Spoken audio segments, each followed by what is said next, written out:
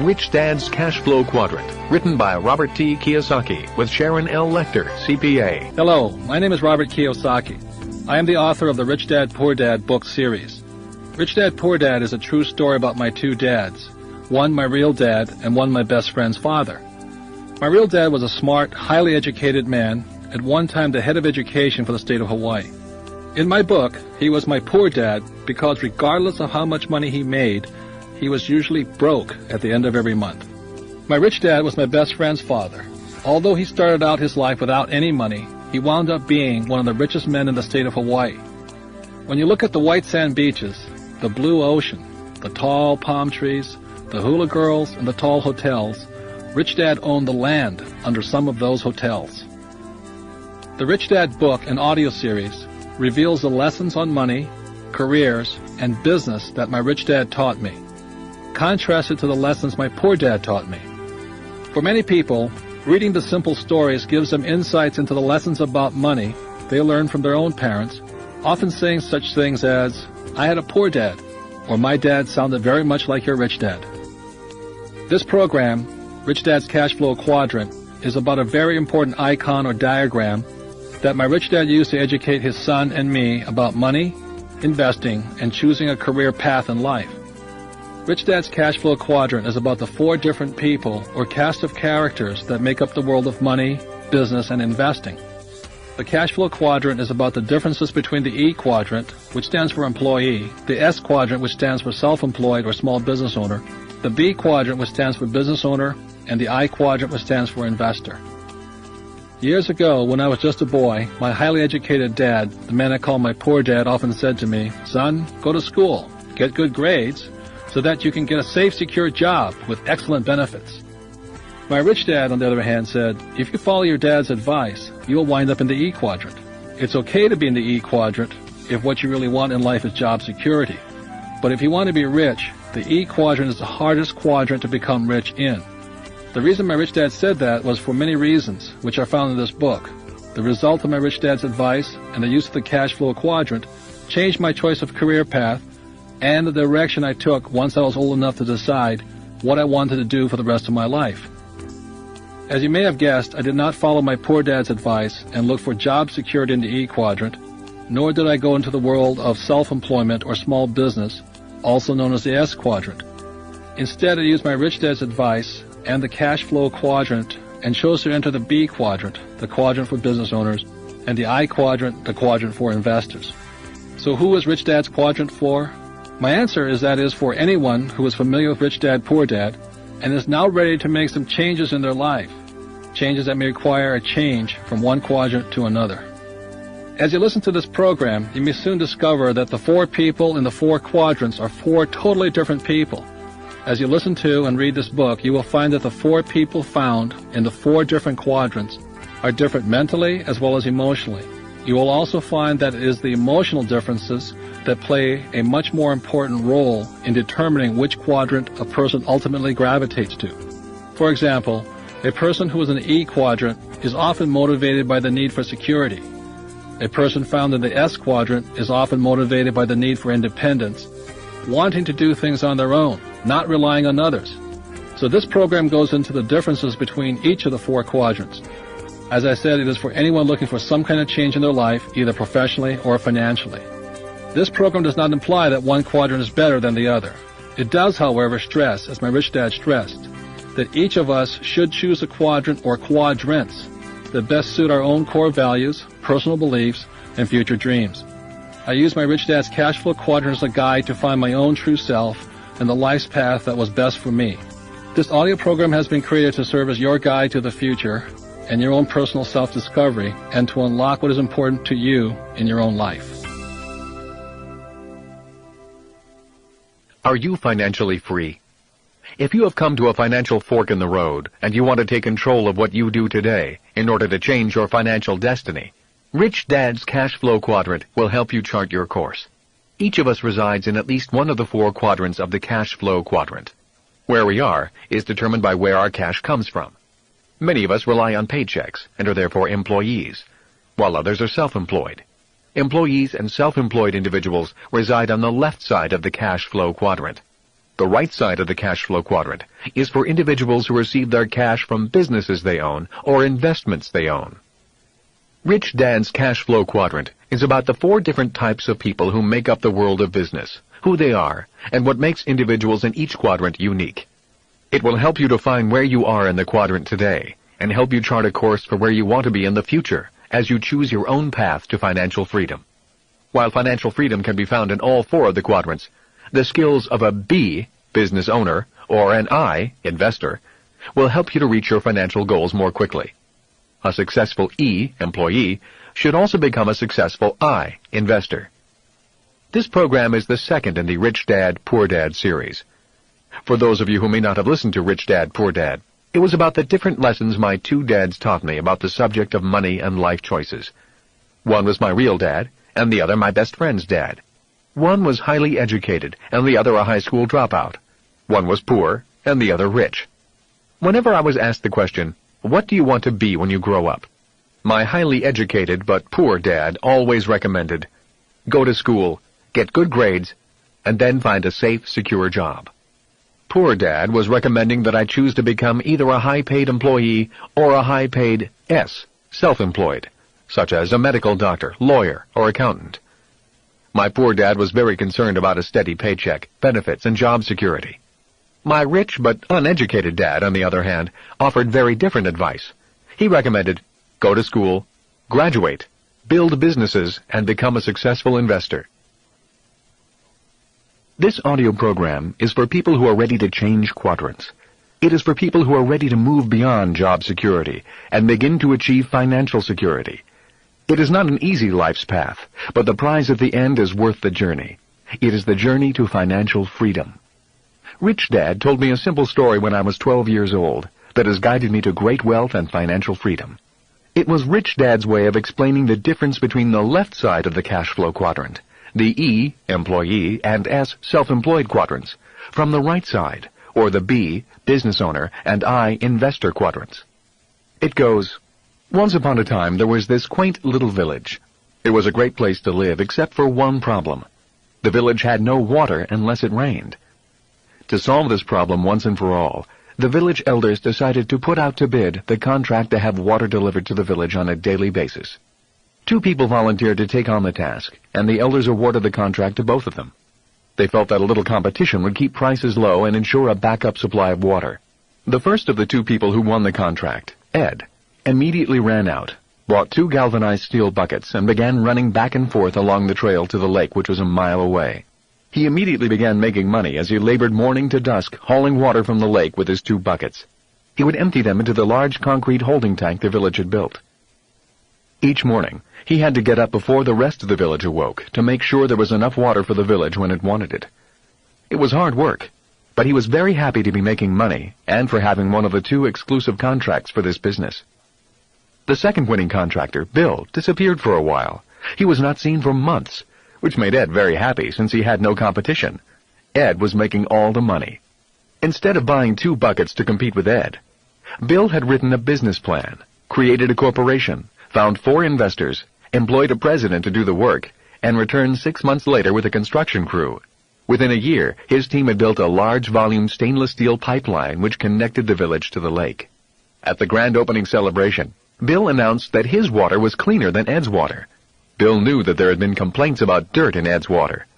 Bill also announced that he could supply the village with water 24 hours a day, 7 days a week.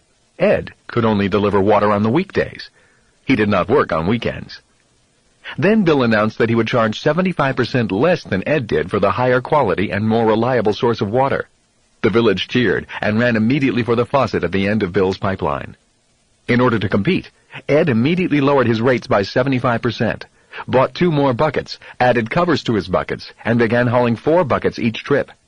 In order to provide better service, he hired his 2 sons to give him a hand for the night shift and on weekends.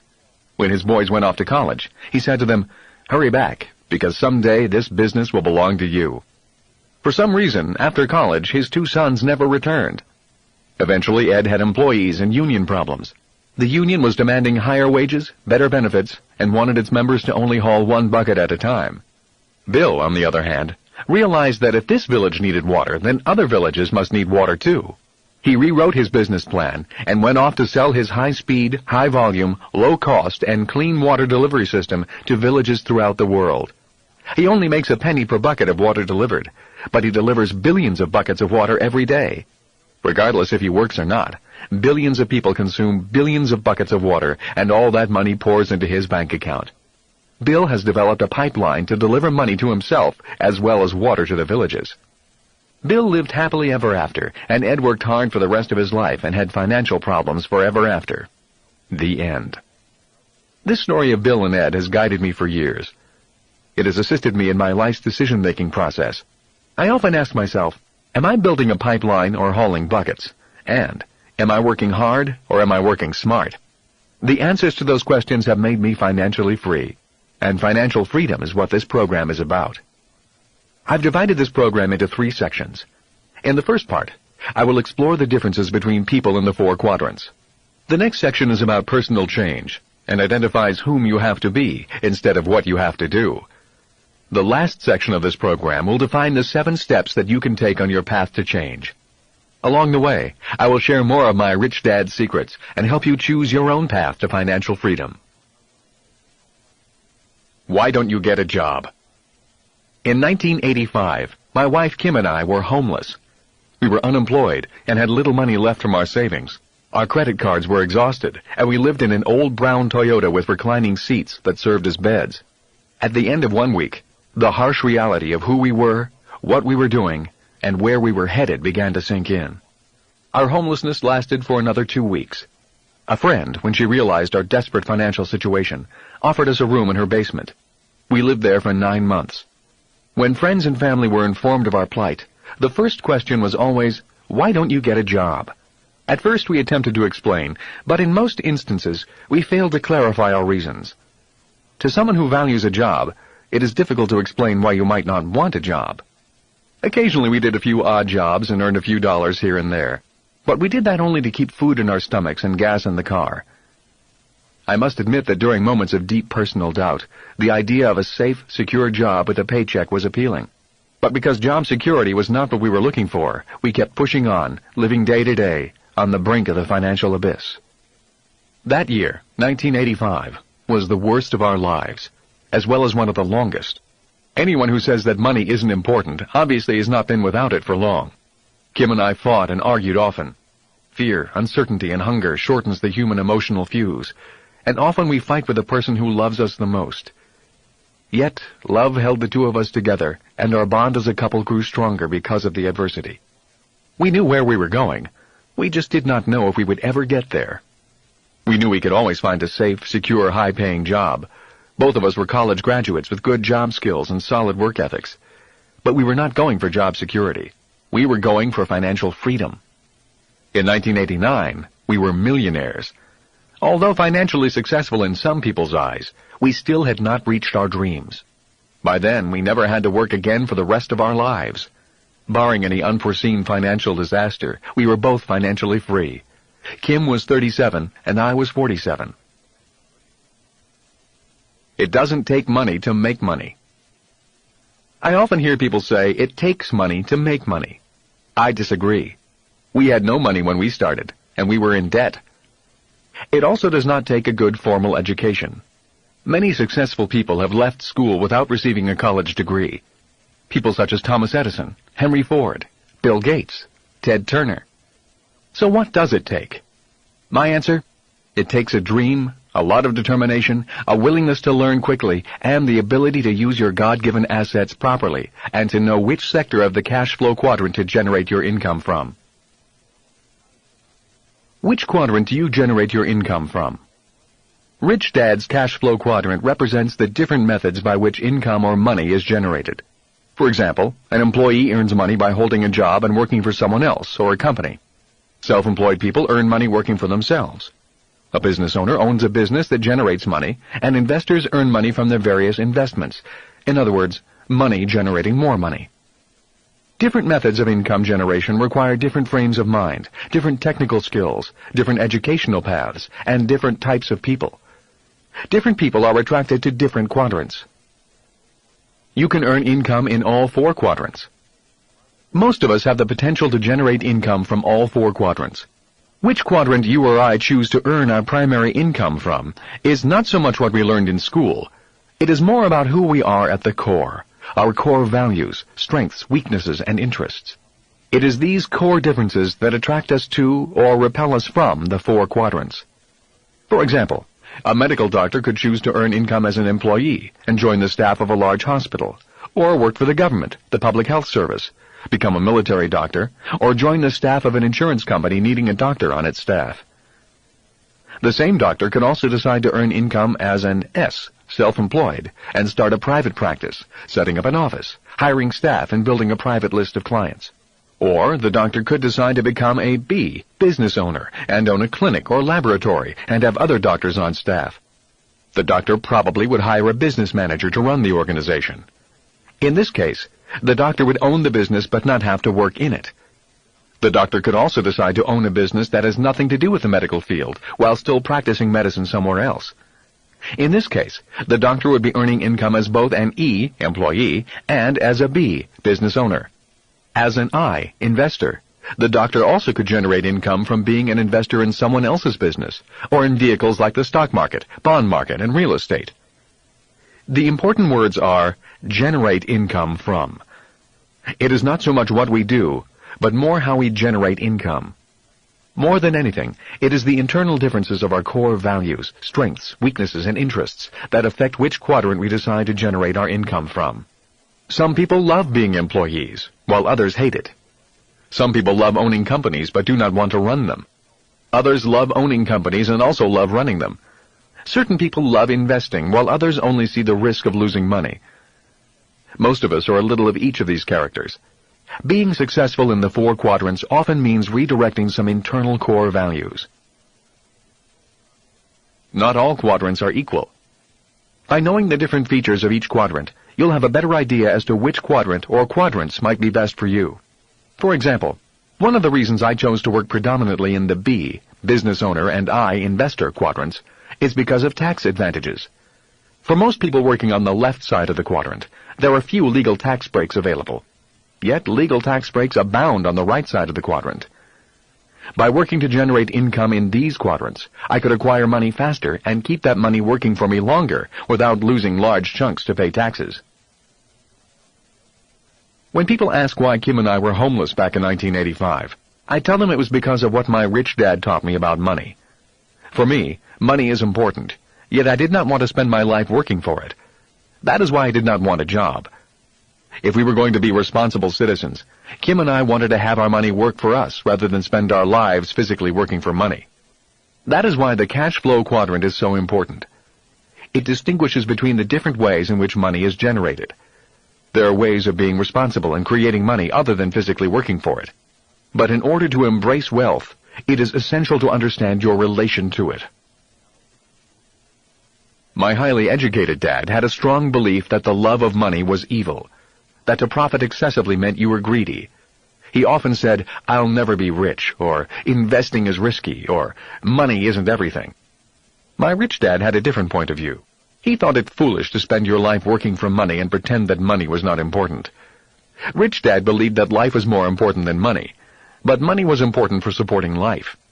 He often said, "You only have so many hours a day, and you can only work so hard.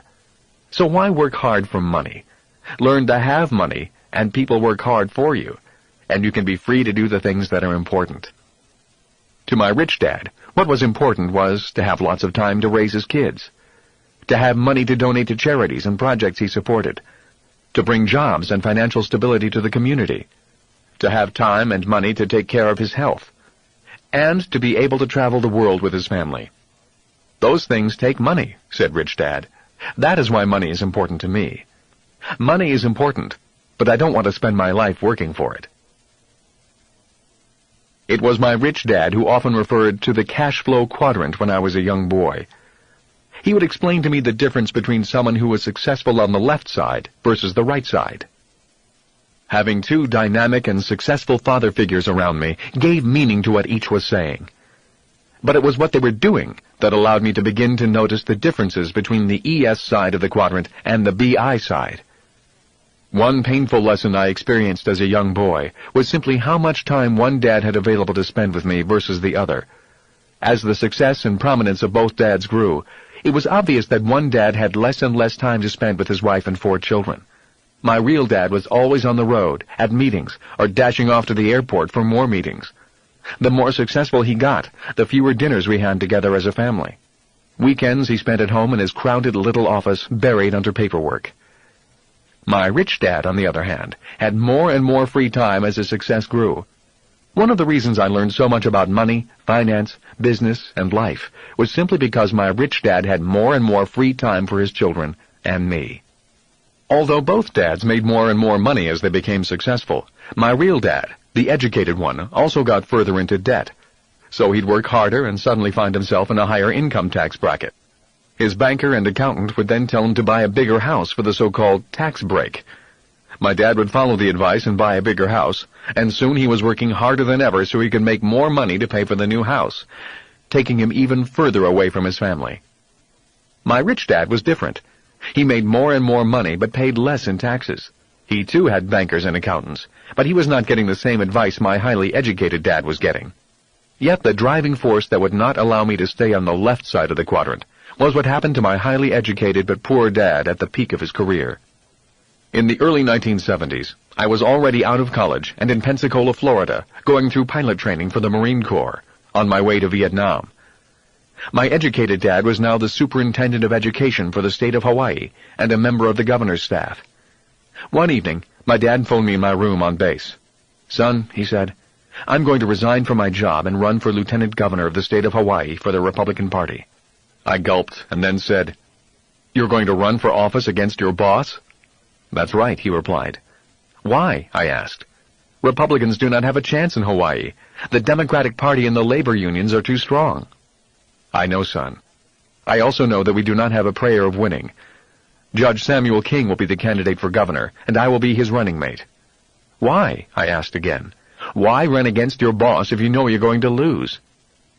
"Because my conscience won't let me do anything else. The games these politicians are playing disturb me." "Are you saying they're corrupt?" I asked. "I don't want to say that," said my real dad. He was an honest and moral man who rarely spoke badly about anyone. He was always a diplomat. Yet I could tell from his voice that he was angry and upset when he said, "I'll just say that my conscience bothers me when I see what goes on behind the scenes." I could not live with myself if I turned a blind eye and did nothing. My job and paycheck are not as important as my conscience. After a long silence, I realized that my dad's mind was made up. "Good luck," I said quietly. "I'm proud of you for your courage, and I'm proud to be your son." My dad and the Republican ticket were crushed, as expected. The re-elected governor sent the word out that my dad was never to get a job again with the government for the state of Hawaii, and he never did. At the age of 54, my dad went looking for a job, and I was on my way to Vietnam. At middle age, my dad went from jobs with big titles and low pay to more jobs with big titles and low pay. He was a tall, brilliant, and dynamic man who was no longer welcome in the only world he knew. He tried starting several small businesses, and even bought a famous franchise, but they all failed. As he grew older and his strength slipped away, so did his drive to start over again. His lack of will became even more pronounced after each business failure.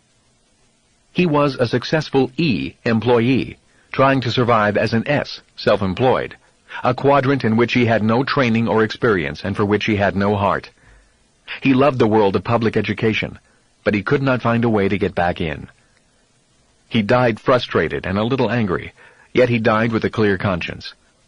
So what kept me going in the darkest of hours? It was the haunting memory of my educated dad sitting at home waiting for the phone to ring, trying to succeed in the world of business, a world he knew nothing about. That, and the joyous memory of seeing my rich dad grow happier and more successful as his years went on, inspired me. Instead of declining at age 54, rich dad blossomed. His years of methodically building businesses and investing were paying off, and he was on his way to becoming one of the richest men in the islands. The cash flow quadrant is more than 2 lines and some letters. If you look below the surface, you will find completely different worlds as well as different ways of looking at the world. As a person who has looked at the world from both the left side of the quadrant and the right side, I can honestly say the world looks much different depending on which side you are on. One day over lunch, I talked to my rich dad about my educated dad. "Your father and I are not the same people at the core," said Rich Dad. "While we are both human beings, we both have fears, doubts, beliefs, strengths, and weaknesses. We respond or handle those core similarities differently. How we respond to those differences is what causes us to remain in one quadrant or another. When your dad tried to cross over from the E, employee quadrant, intellectually he could understand the process, but he couldn't handle it emotionally. When things did not go smoothly and he began to lose money, he did not know what to do to solve the problems. So he went back to the quadrant he felt most comfortable in. The E and sometimes S quadrant," I said. Rich Dad nodded his head. "When the fear of losing money and failing becomes too painful inside, a fear we both have, he chooses to seek security, and I choose to seek freedom.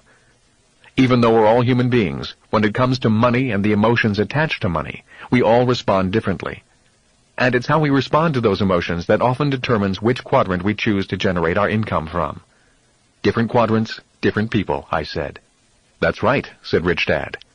"And if you're going to be successful in any quadrant, you need to know more than just technical skills.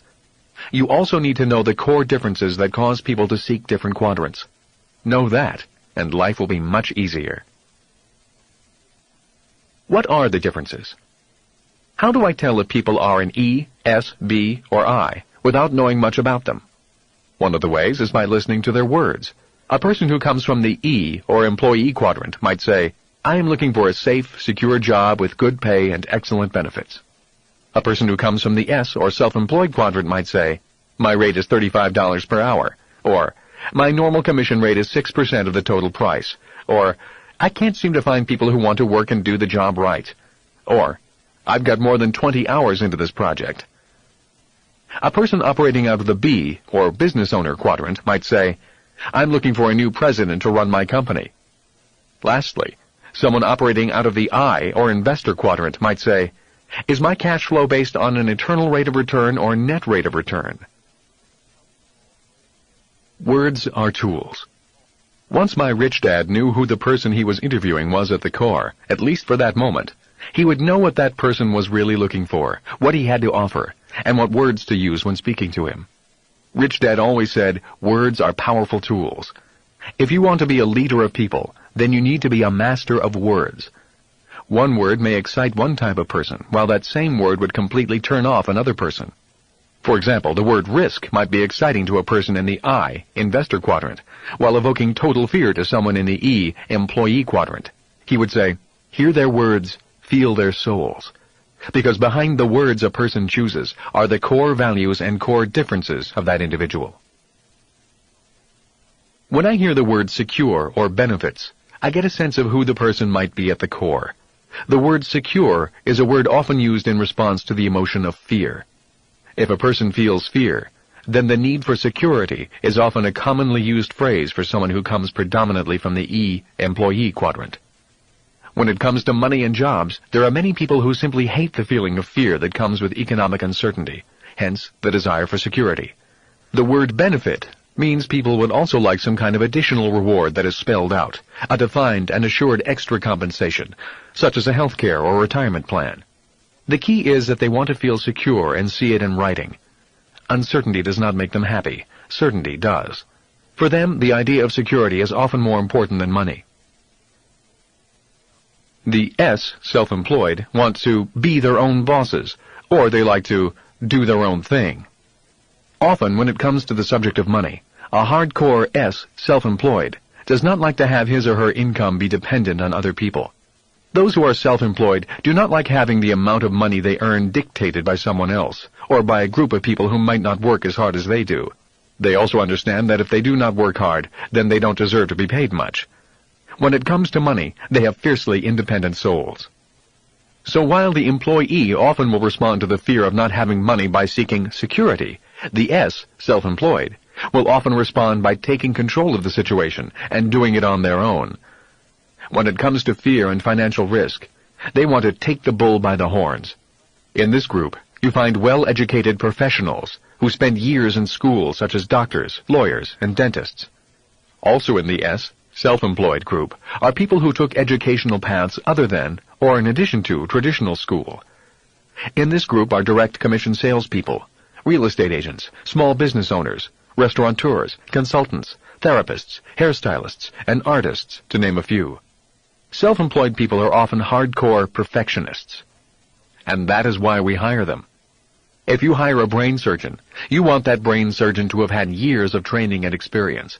But most importantly, you want this brain surgeon to be a perfectionist.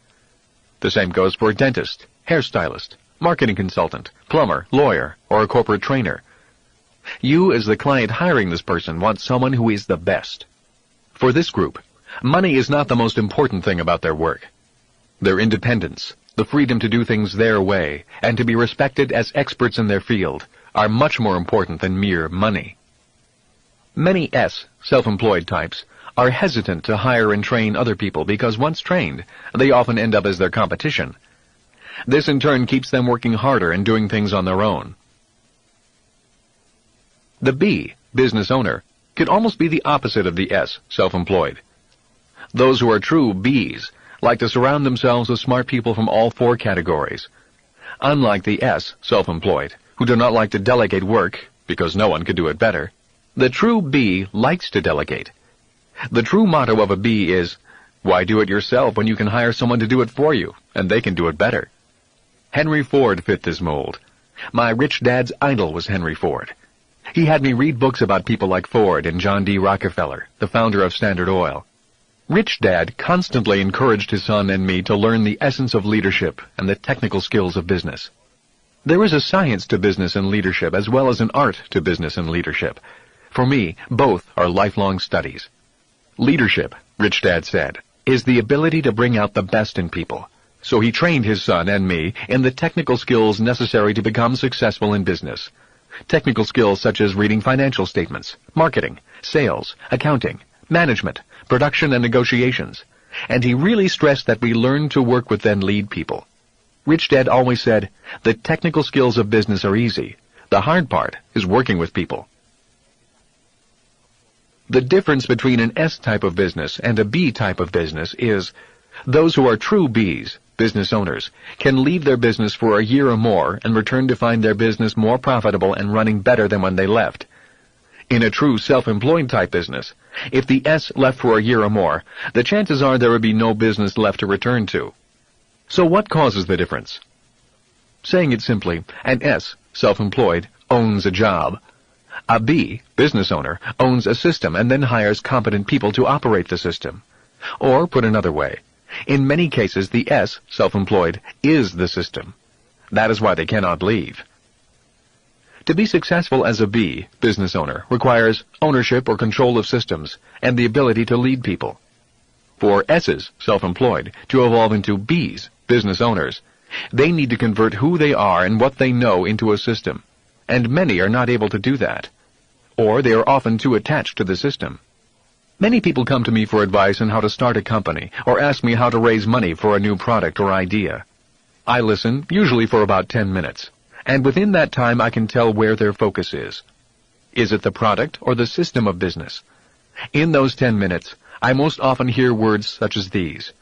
Remember the importance of being a good listener and allowing words to direct you to the core value of a person's soul. This is a far better product than company XYZ makes. I've looked everywhere and nobody has this product. I'll give you the idea for this product. All I want is 25% of the profits. I've been working on this product, book, music score, invention for years. These are the words of a person generally operating from the left side of the quadrant, the E, employee, or S, self-employed side.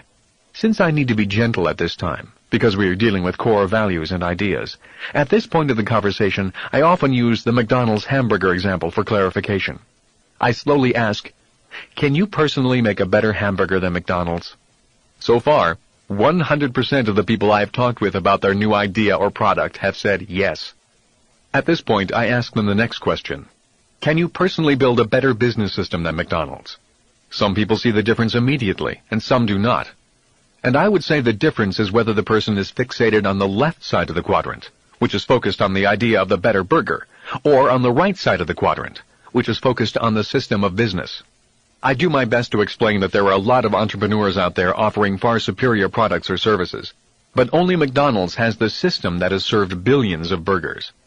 The reality is, there are unlimited new ideas, billions of people with services or products to offer, millions of products, and only a few people who know how to build excellent business systems.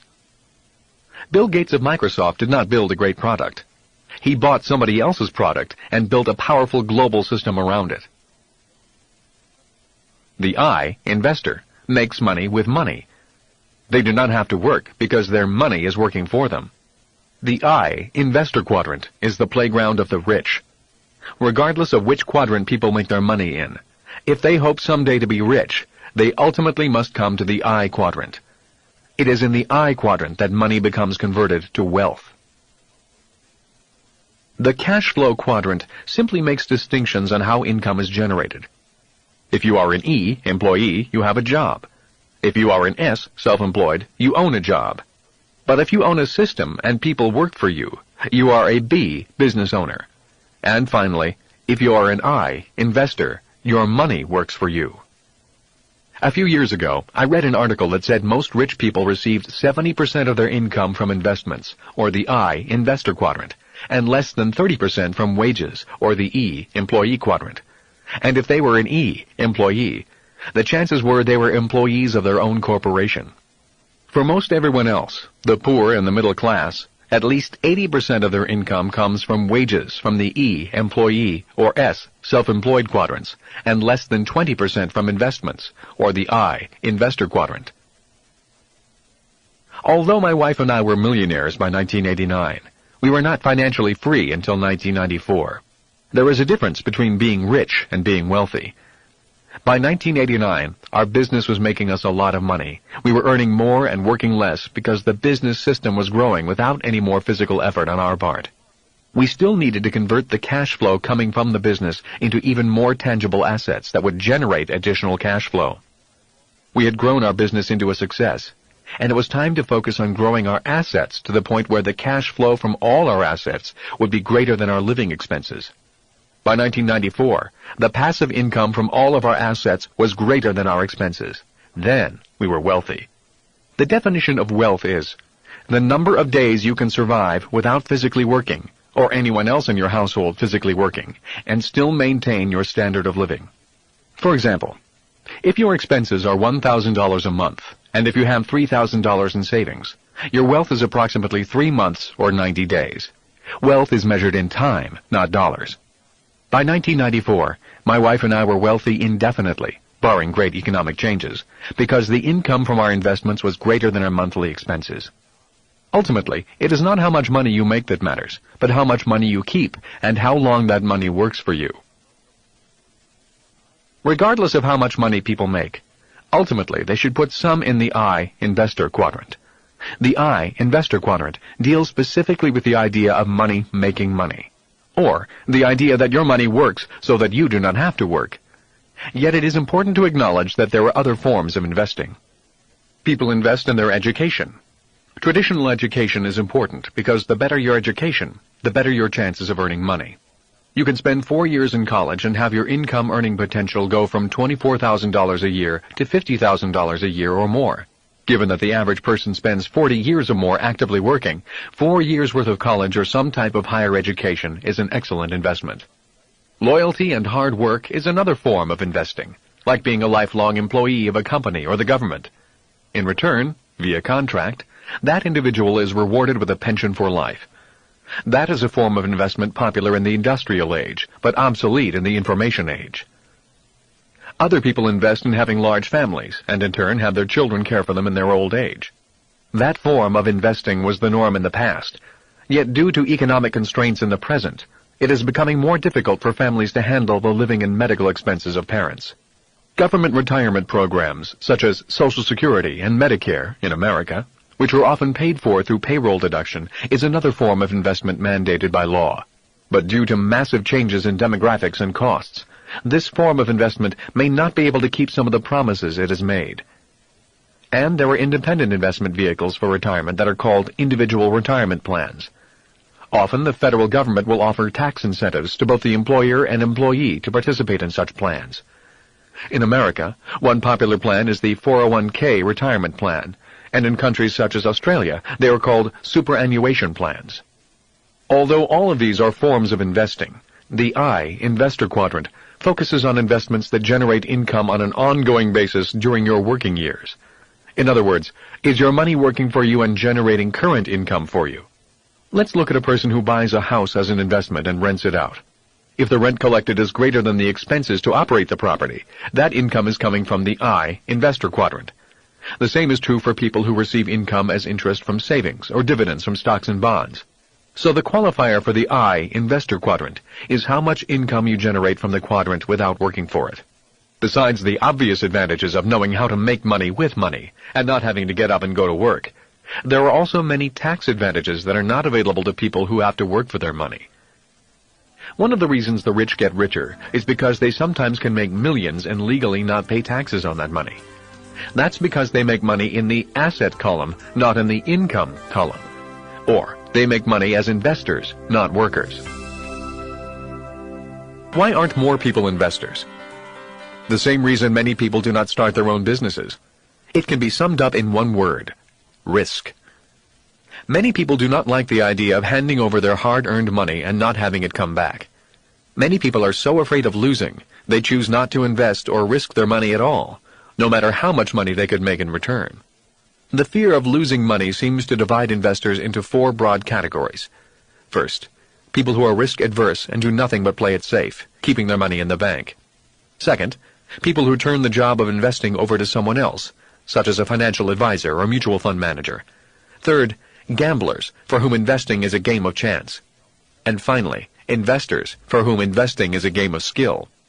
For the people who turn their money over to someone else to invest, investing is often a game they do not want to learn. The important thing for these individuals is to choose a financial advisor carefully. The good news about investing is that risk can be greatly minimized or even eliminated, and you can still receive high yields on your money if you know the game. It is the fear of losing money that causes most people to seek security. Yet the I, investor quadrant, is not as treacherous as many people think. It has its own skills and mindset. The skills to be successful in the I, investor quadrant, can be learned if you're willing to take the time to learn them. When I was a boy, my rich dad encouraged me to take risks with my money and learn to invest.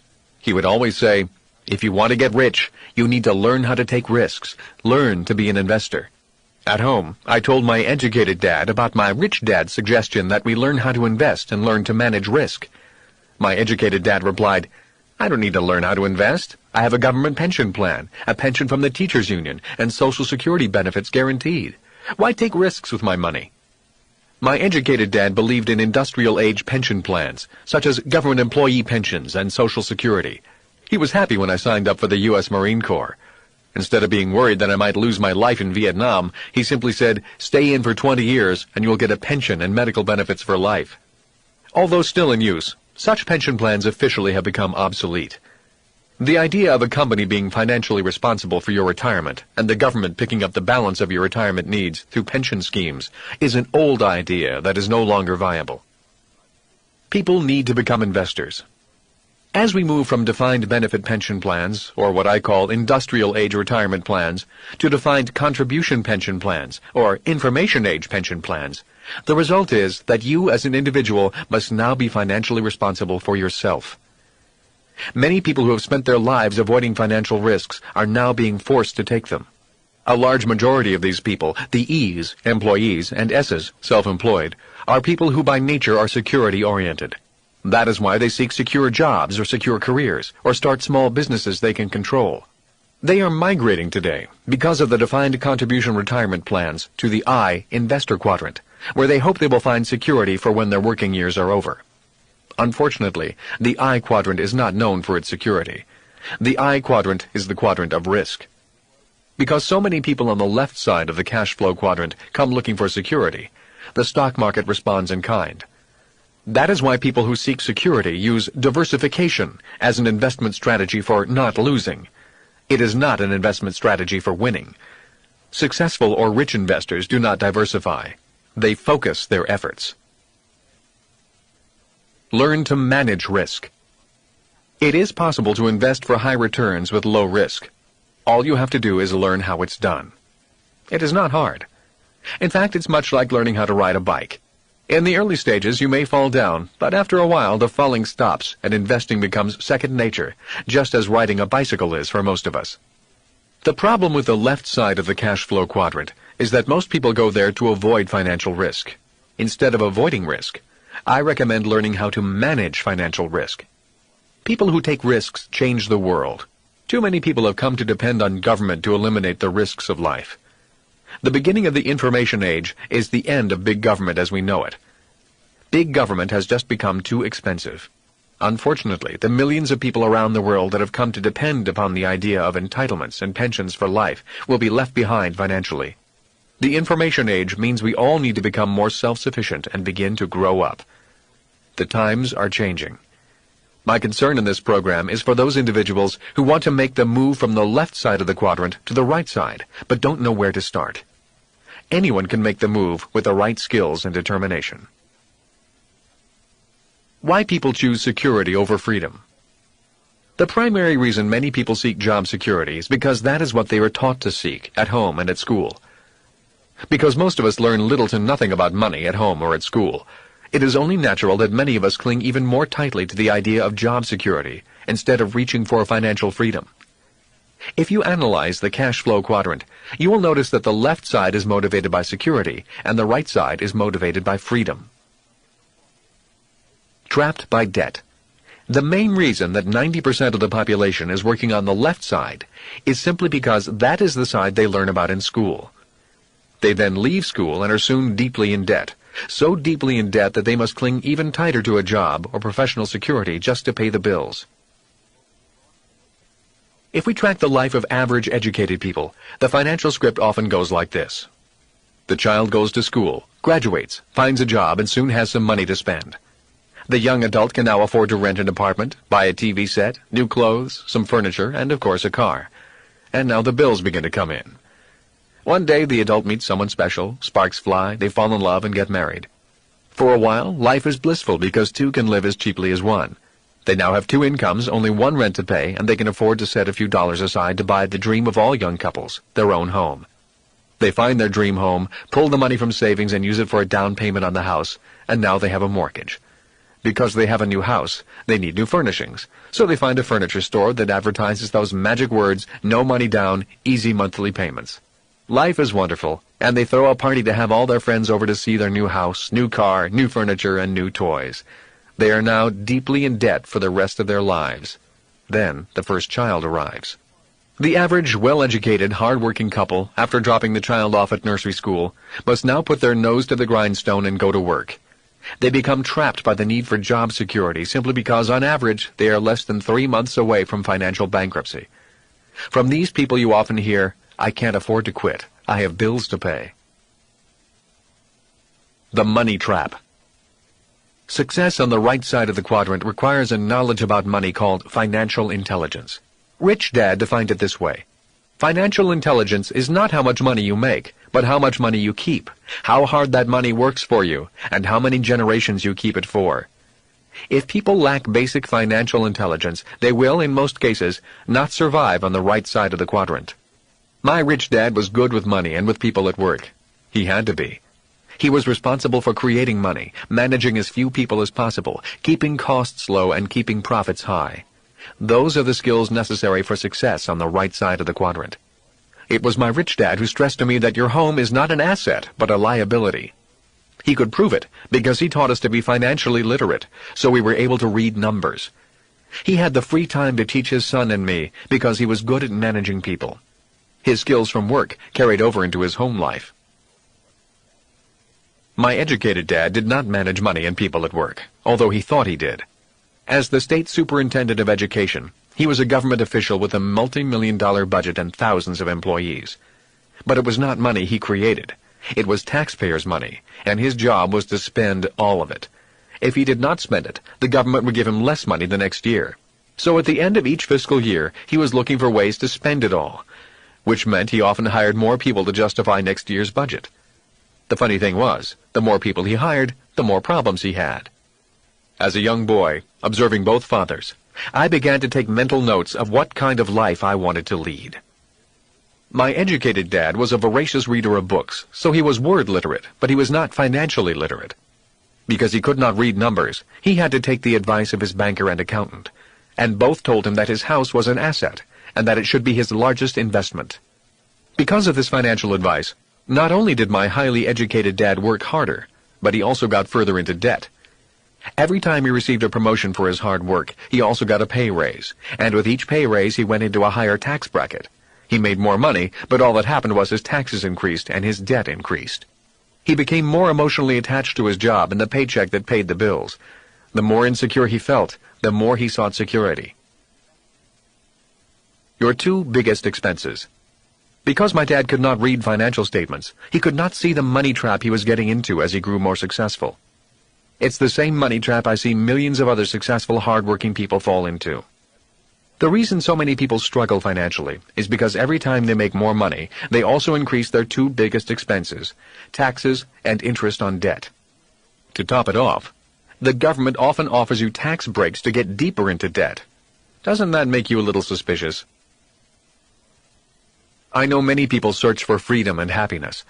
The problem is most people have not been trained to work from the B, business owner, and I, investor quadrants. Because of this lack of training, the programming into job security, and their increasing amount of debt, most people limit their search for financial freedom to the left side of the cash flow quadrant. Unfortunately, financial security or financial freedom are seldom found in the E, employee, or S, self-employed quadrant. True security and freedom are found on the right side. Going from job to job in search of freedom. One thing the cash flow quadrant is useful for is to track or observe a person's life pattern. Many people spend their lives in search of security or freedom, but wind up instead going from job to job. For example, I have a friend from high school.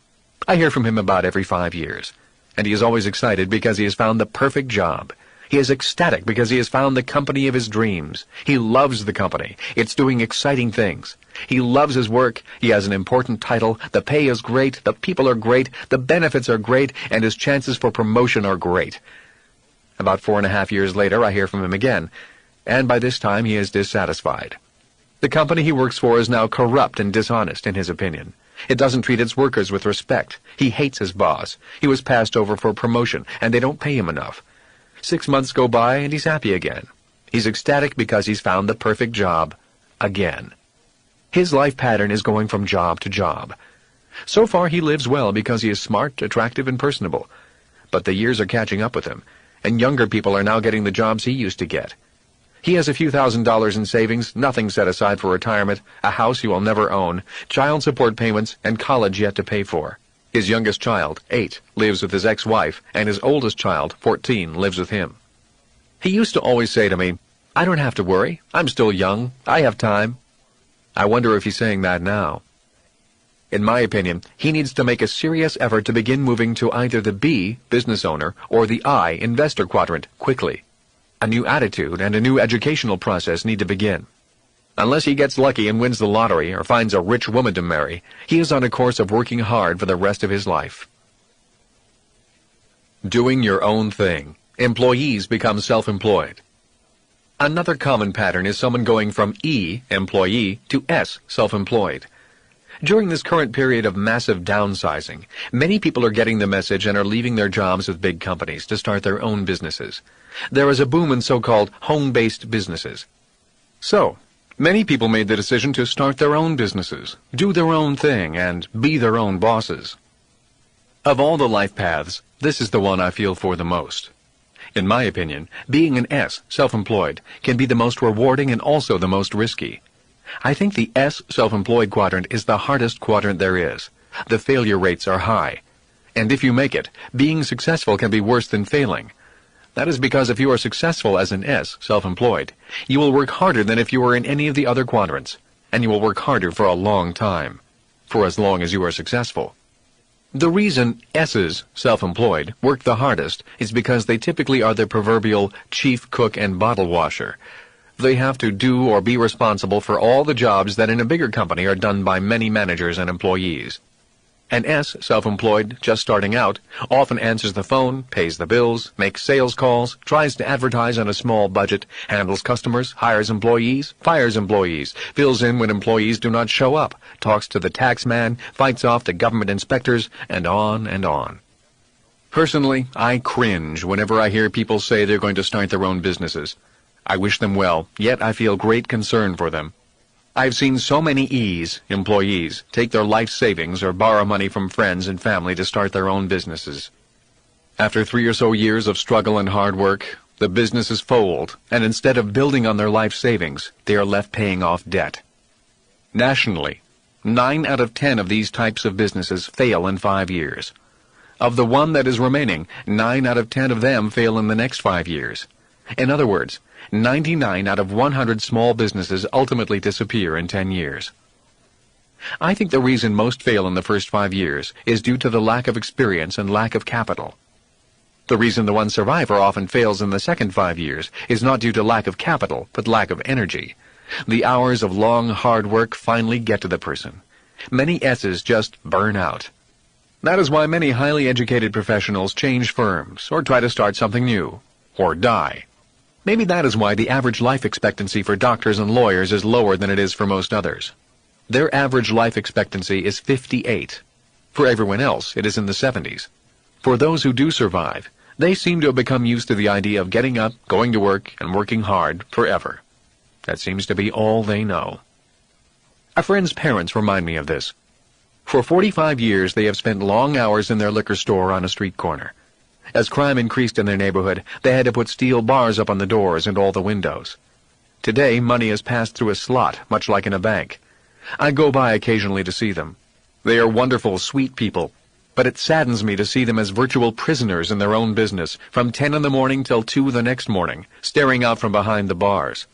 Many wise S's, self-employed, sell their businesses at their peak before they run out of steam to someone with energy and money.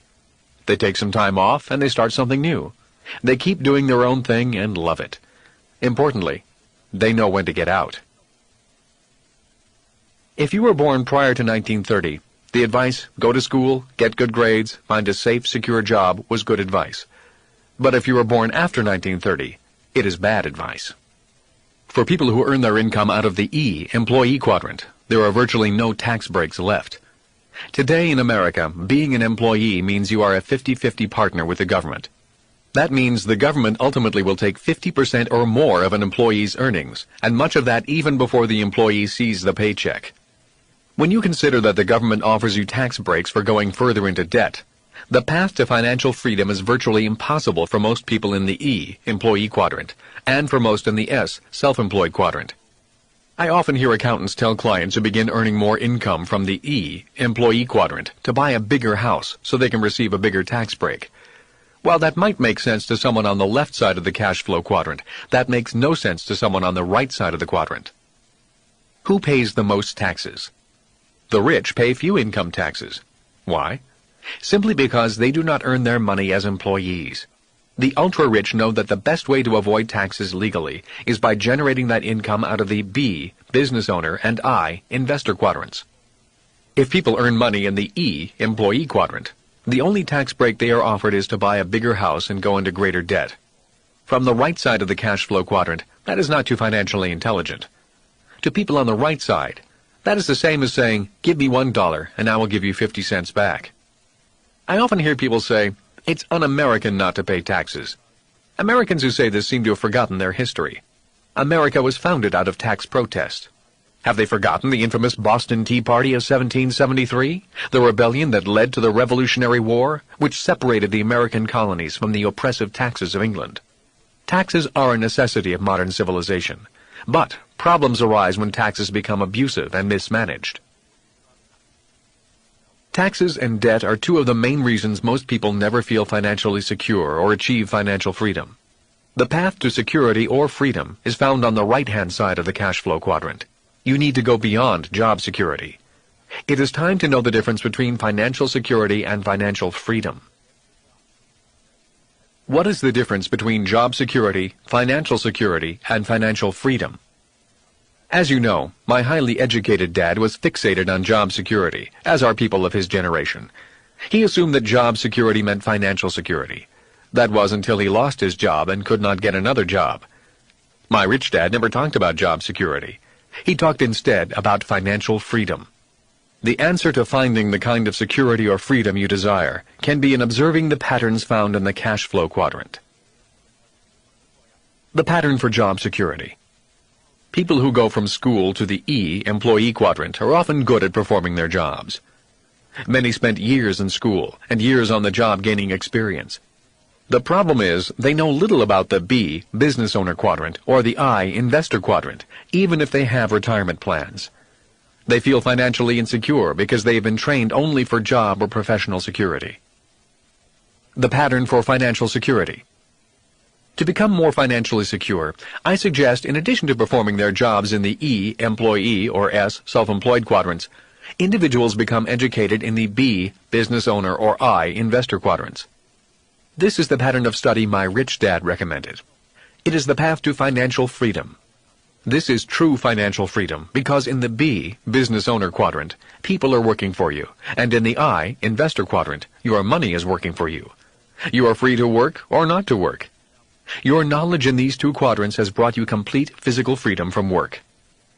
If you look at the ultra-rich, their pattern in the quadrant typically reveals that they start as a B, business owner, and then they become an I, investor. This signifies the income pattern of Bill Gates of Microsoft, Warren Buffett of Berkshire Hathaway, and Ross Perot. A quick word of caution. The B, business owner quadrant, is much different from the I, investor quadrant. I've seen many successful Bs, business owners, sell their businesses for millions, and their newfound wealth goes to their heads. They tend to think that their dollars are a measure of their IQ, so they swagger on down to the I, investor quadrant, and lose it all. The game and rules are different in all of the quadrants, which is why I recommend education over ego. Just as in the case of financial security, having income generated from two quadrants gives you greater stability in the world of financial freedom. There are different financial paths people can choose. Unfortunately, most people choose the path of job security. When the economy starts wobbling, they often cling more desperately to job security. They wind up spending their lives there. At a minimum, I recommend becoming educated in financial security, which is feeling confident about your job and feeling confident about your ability to invest in good times and in bad times. A big secret is that true investors make more money in bad markets. They make their money because the non-investors are panicking and selling when they should be buying. That is why I'm not afraid of the possible coming economic changes, because change means wealth is being transferred. Your boss cannot make you rich. The economic changes currently happening are partly from the sales and mergers of companies. The reality is your boss's job is not to make you rich. Your boss's job is to make sure you get your paycheck. It is your job to become rich if you want to. And that job begins the moment you receive your paycheck. If you have poor money management skills, then all the money in the world cannot save you. If you budget your money wisely and learn about either the B, business owner, or I, investor quadrant, then you are on your own path to great personal fortune and, most importantly, freedom. The path I recommend. I am often asked by people on the left side of the quadrant, what path would you recommend? I recommend the same path my rich dad recommended to me. The same path that people like Ross Perot, Bill Gates, and others took. The path goes from E, employee, to B, business owner, and then to I, investor. Or from S, self-employed, to B, business owner, and again to I, investor. I occasionally receive this complaint, but I'd rather be an investor. To which I reply, then go to the I, investor quadrant. If you have plenty of money and lots of free time, go straight to the I, investor quadrant. But if you don't have an abundance of time and money, the path I recommend is safer. In most cases, people do not have an abundance of time or money, so they then ask another question. Why do you recommend the B, business owner quadrant first? There are two reasons. First, experience and education. If you are first successful as a B, business owner, you will have a better chance of developing into a powerful I, investor. If you first develop a solid business sense, you can become a better investor. You will be better able to identify other good Bs, business owners. True investors invest in successful Bs, business owners with stable business systems.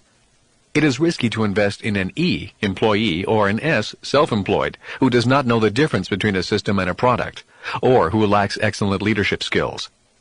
The second reason I recommend the B, business owner quadrant, is cash flow. If you have a business that is up and running, then you should have the free time and the cash flow to support the ups and downs of the I, investor quadrant. Many times I meet people from the ES quadrants who are so tight on cash they could not afford to take any kind of financial loss.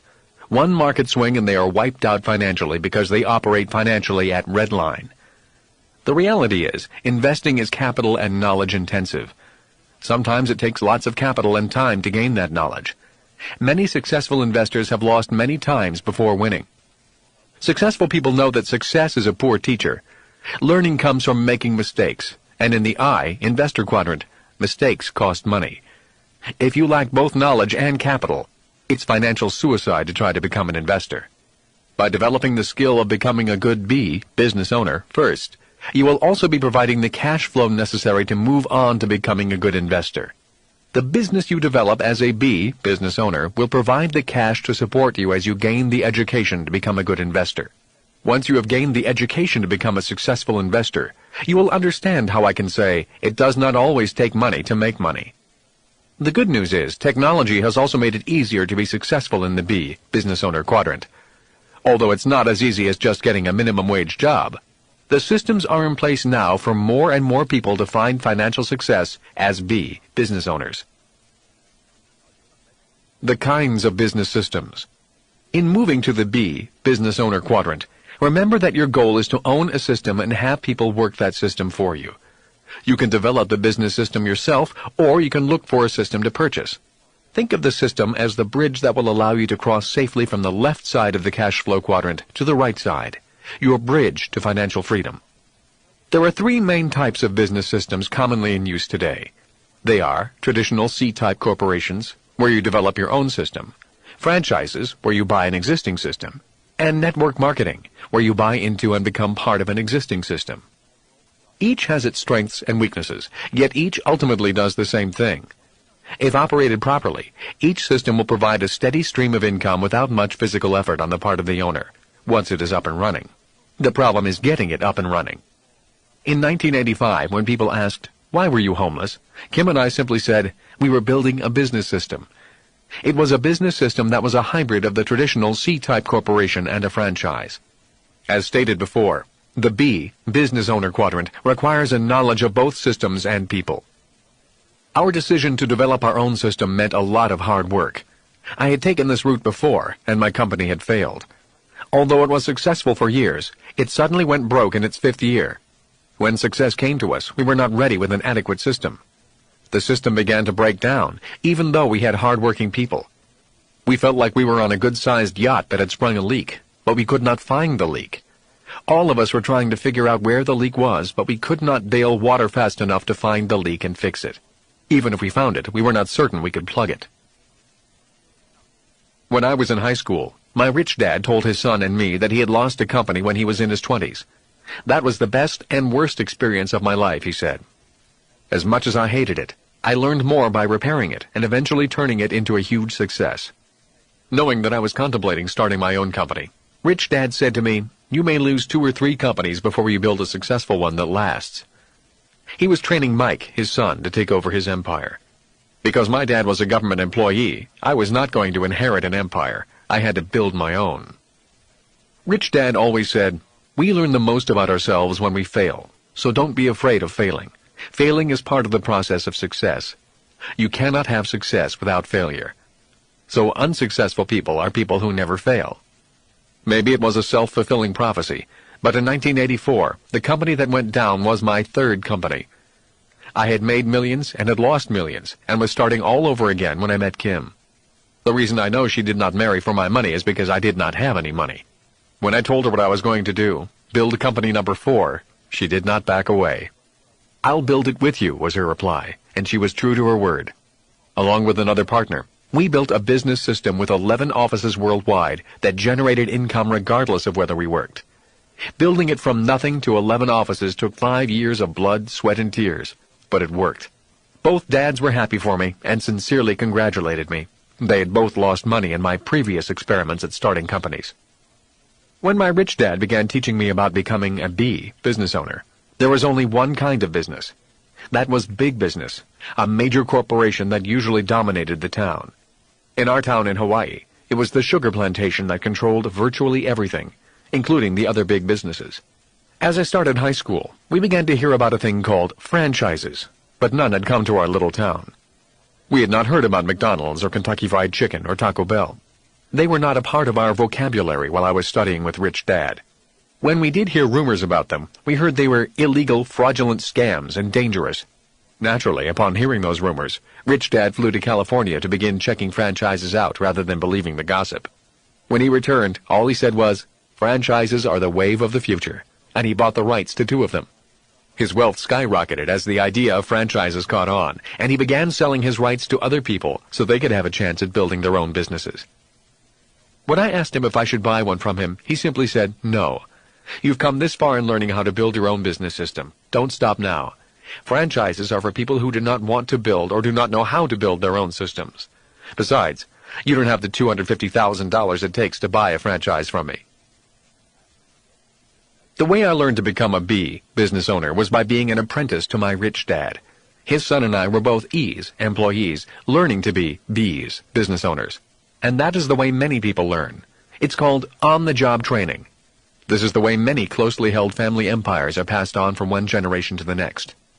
The problem is, not too many people are privileged or lucky enough to learn the behind-the-scene aspects of becoming a B, business owner. Most corporate management training programs are just that. The company only trains you to be a manager. Few teach what it takes to try to be a B, business owner. Often people get stuck in the S, self-employed quadrant in their journey to the B, business owner quadrant. This happens primarily because they do not develop a strong enough system, and so they end up becoming an integral part of the system. Successful B's, business owners, develop a system that will run without their involvement. How to learn to become a B, business owner. There are 3 ways you can make it to the B, business owner side quickly. You can find a mentor, buy a franchise, or develop network marketing. My Rich Dad was my mentor. A mentor is someone who has already done what you want to do and is successful at doing it. Do not find an advisor. An advisor is someone who tells you how to do it, but has not personally done it. Most advisors are in the S, self-employed quadrant. The world is filled with S's trying to tell you how to be a B or an I. My Rich Dad was a mentor, not an advisor. One of the biggest tips my Rich Dad gave was, be careful of the advice you take. While you must keep your mind open, always be first aware of which quadrant the advice is coming from. My Rich Dad taught me about systems and how to be a leader of people, not a manager of people. Managers often see their subordinates as inferiors. Leaders must direct people who are often smarter. A traditional way of learning about systems is to get your MBA from a prestigious school and get a fast-track job up the corporate ladder. An MBA is important because you learn the basics of accounting and how the financial numbers relate to the systems of a business.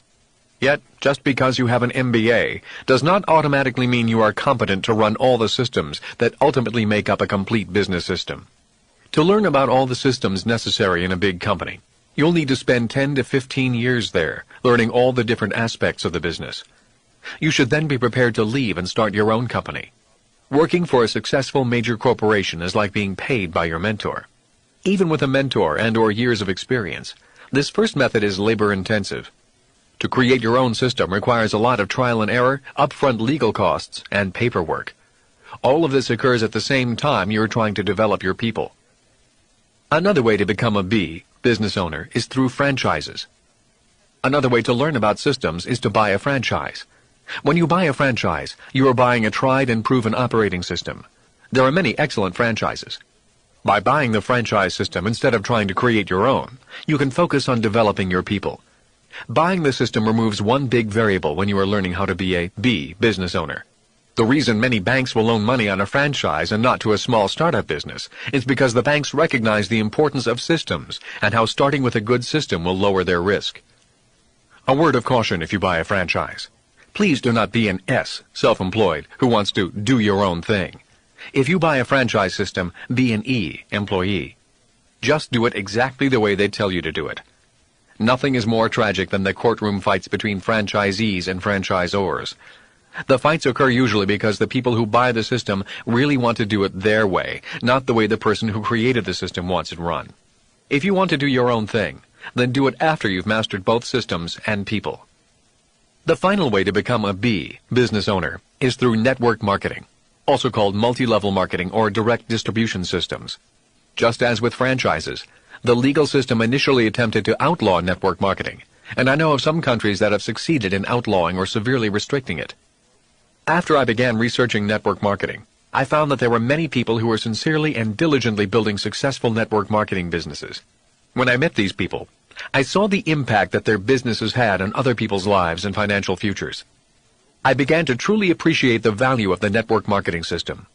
For a reasonable entry fee, often around $200, people can buy into an existing system and immediately start building their businesses. Due to the technological advances in the computer industry, these organizations are totally automated, and the headaches of paperwork, order processing, distribution, accounting, and follow-up are almost entirely managed by the network marketing software systems. New distributors can focus all their efforts in building their businesses through sharing this automated business opportunity instead of worrying about the normal startup headaches of small businesses. One of my old friends who did more than $1 billion in real estate in 1997 recently signed on as a network marketing distributor and began building his business. I was surprised to find him so diligently building a network marketing business because he definitely did not need the money. When I asked him why, he explained it this way. I went to school to become a CPA, and I have an MBA in finance. When people ask me how I became so rich, I tell them about the multi-million-dollar real estate transactions I do and the hundreds of thousands of dollars in passive income I receive each year from my real estate. I then notice that some of them withdraw or shy away.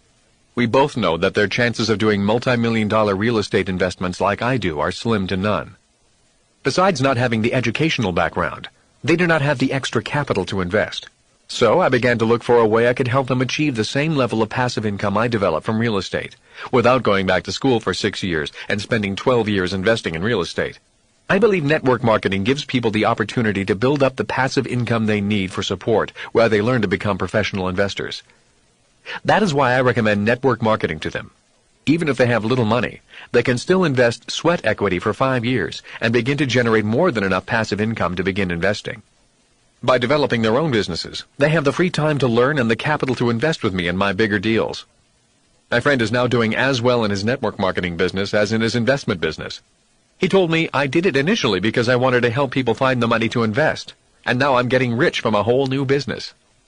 And that's why today I recommend people consider network marketing. Many famous franchises cost $1 million or more to buy. Network marketing is buying a personal franchise, often for less than $200. I know much of network marketing is hard work, but success in any quadrant is hard work. From my research into network marketing, I found 2 important things you can learn through their programs that are essential in becoming a successful B, business owner. To be successful, you need to learn to overcome your fear of being rejected and to stop worrying about what other people will say about you. So many times I've met people who hold themselves back simply because of what their friends might say if they did something different. I know because I was the same way. And you need to learn to lead people. Working with different kinds of people is the hardest thing about business. The people I have met who are successful in any business are those who are natural leaders. The ability to get along and inspire people is a priceless skill, a skill that can be learned. At this point of the program, we will assume that you have become familiar with the quadrant concept, and will refer to each quadrant by its letter classification only. E for employee, S for self-employed, B for business owner, and I for investor.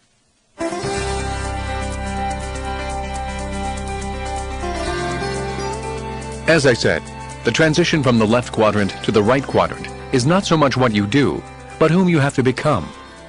Learn how to handle rejection, how not to be affected by what other people think of you, and learn to lead people, and you will find prosperity. So I endorse any network marketing organization that is first committed to developing you as a human being, more than developing you into a salesperson. I would seek organizations that have successful track records, a distribution system, and a compensation plan that has been successful for years. A business opportunity you can succeed with, believe in, and share confidently with others. Ongoing, long-term educational programs to develop you as a human being. Self-confidence is vital on the right side of the quadrant, as well as a strong mentor program. You want to learn from leaders, not advisors. People who are already leaders on the right side of the quadrant and want you to succeed. And finally, I'd choose an organization that has people you respect and enjoy being with. If the organization meets these criteria, then and only then look at the product. A system is a bridge to freedom. Being homeless was not an experience I want to repeat. Yet for Kim and me, the experience was priceless. Today, freedom and security are found not so much in what we have, but what we know we can create with confidence. Since that time, we have created or helped develop a real estate company, an oil company, a mining company, and 2 education companies. So the process of learning how to create a successful system was beneficial for us. Yet I would not recommend the process to anyone unless they truly want to go through it. Until only a few years ago, the possibility of a person becoming successful in the B quadrant was only available to those who were brave or rich.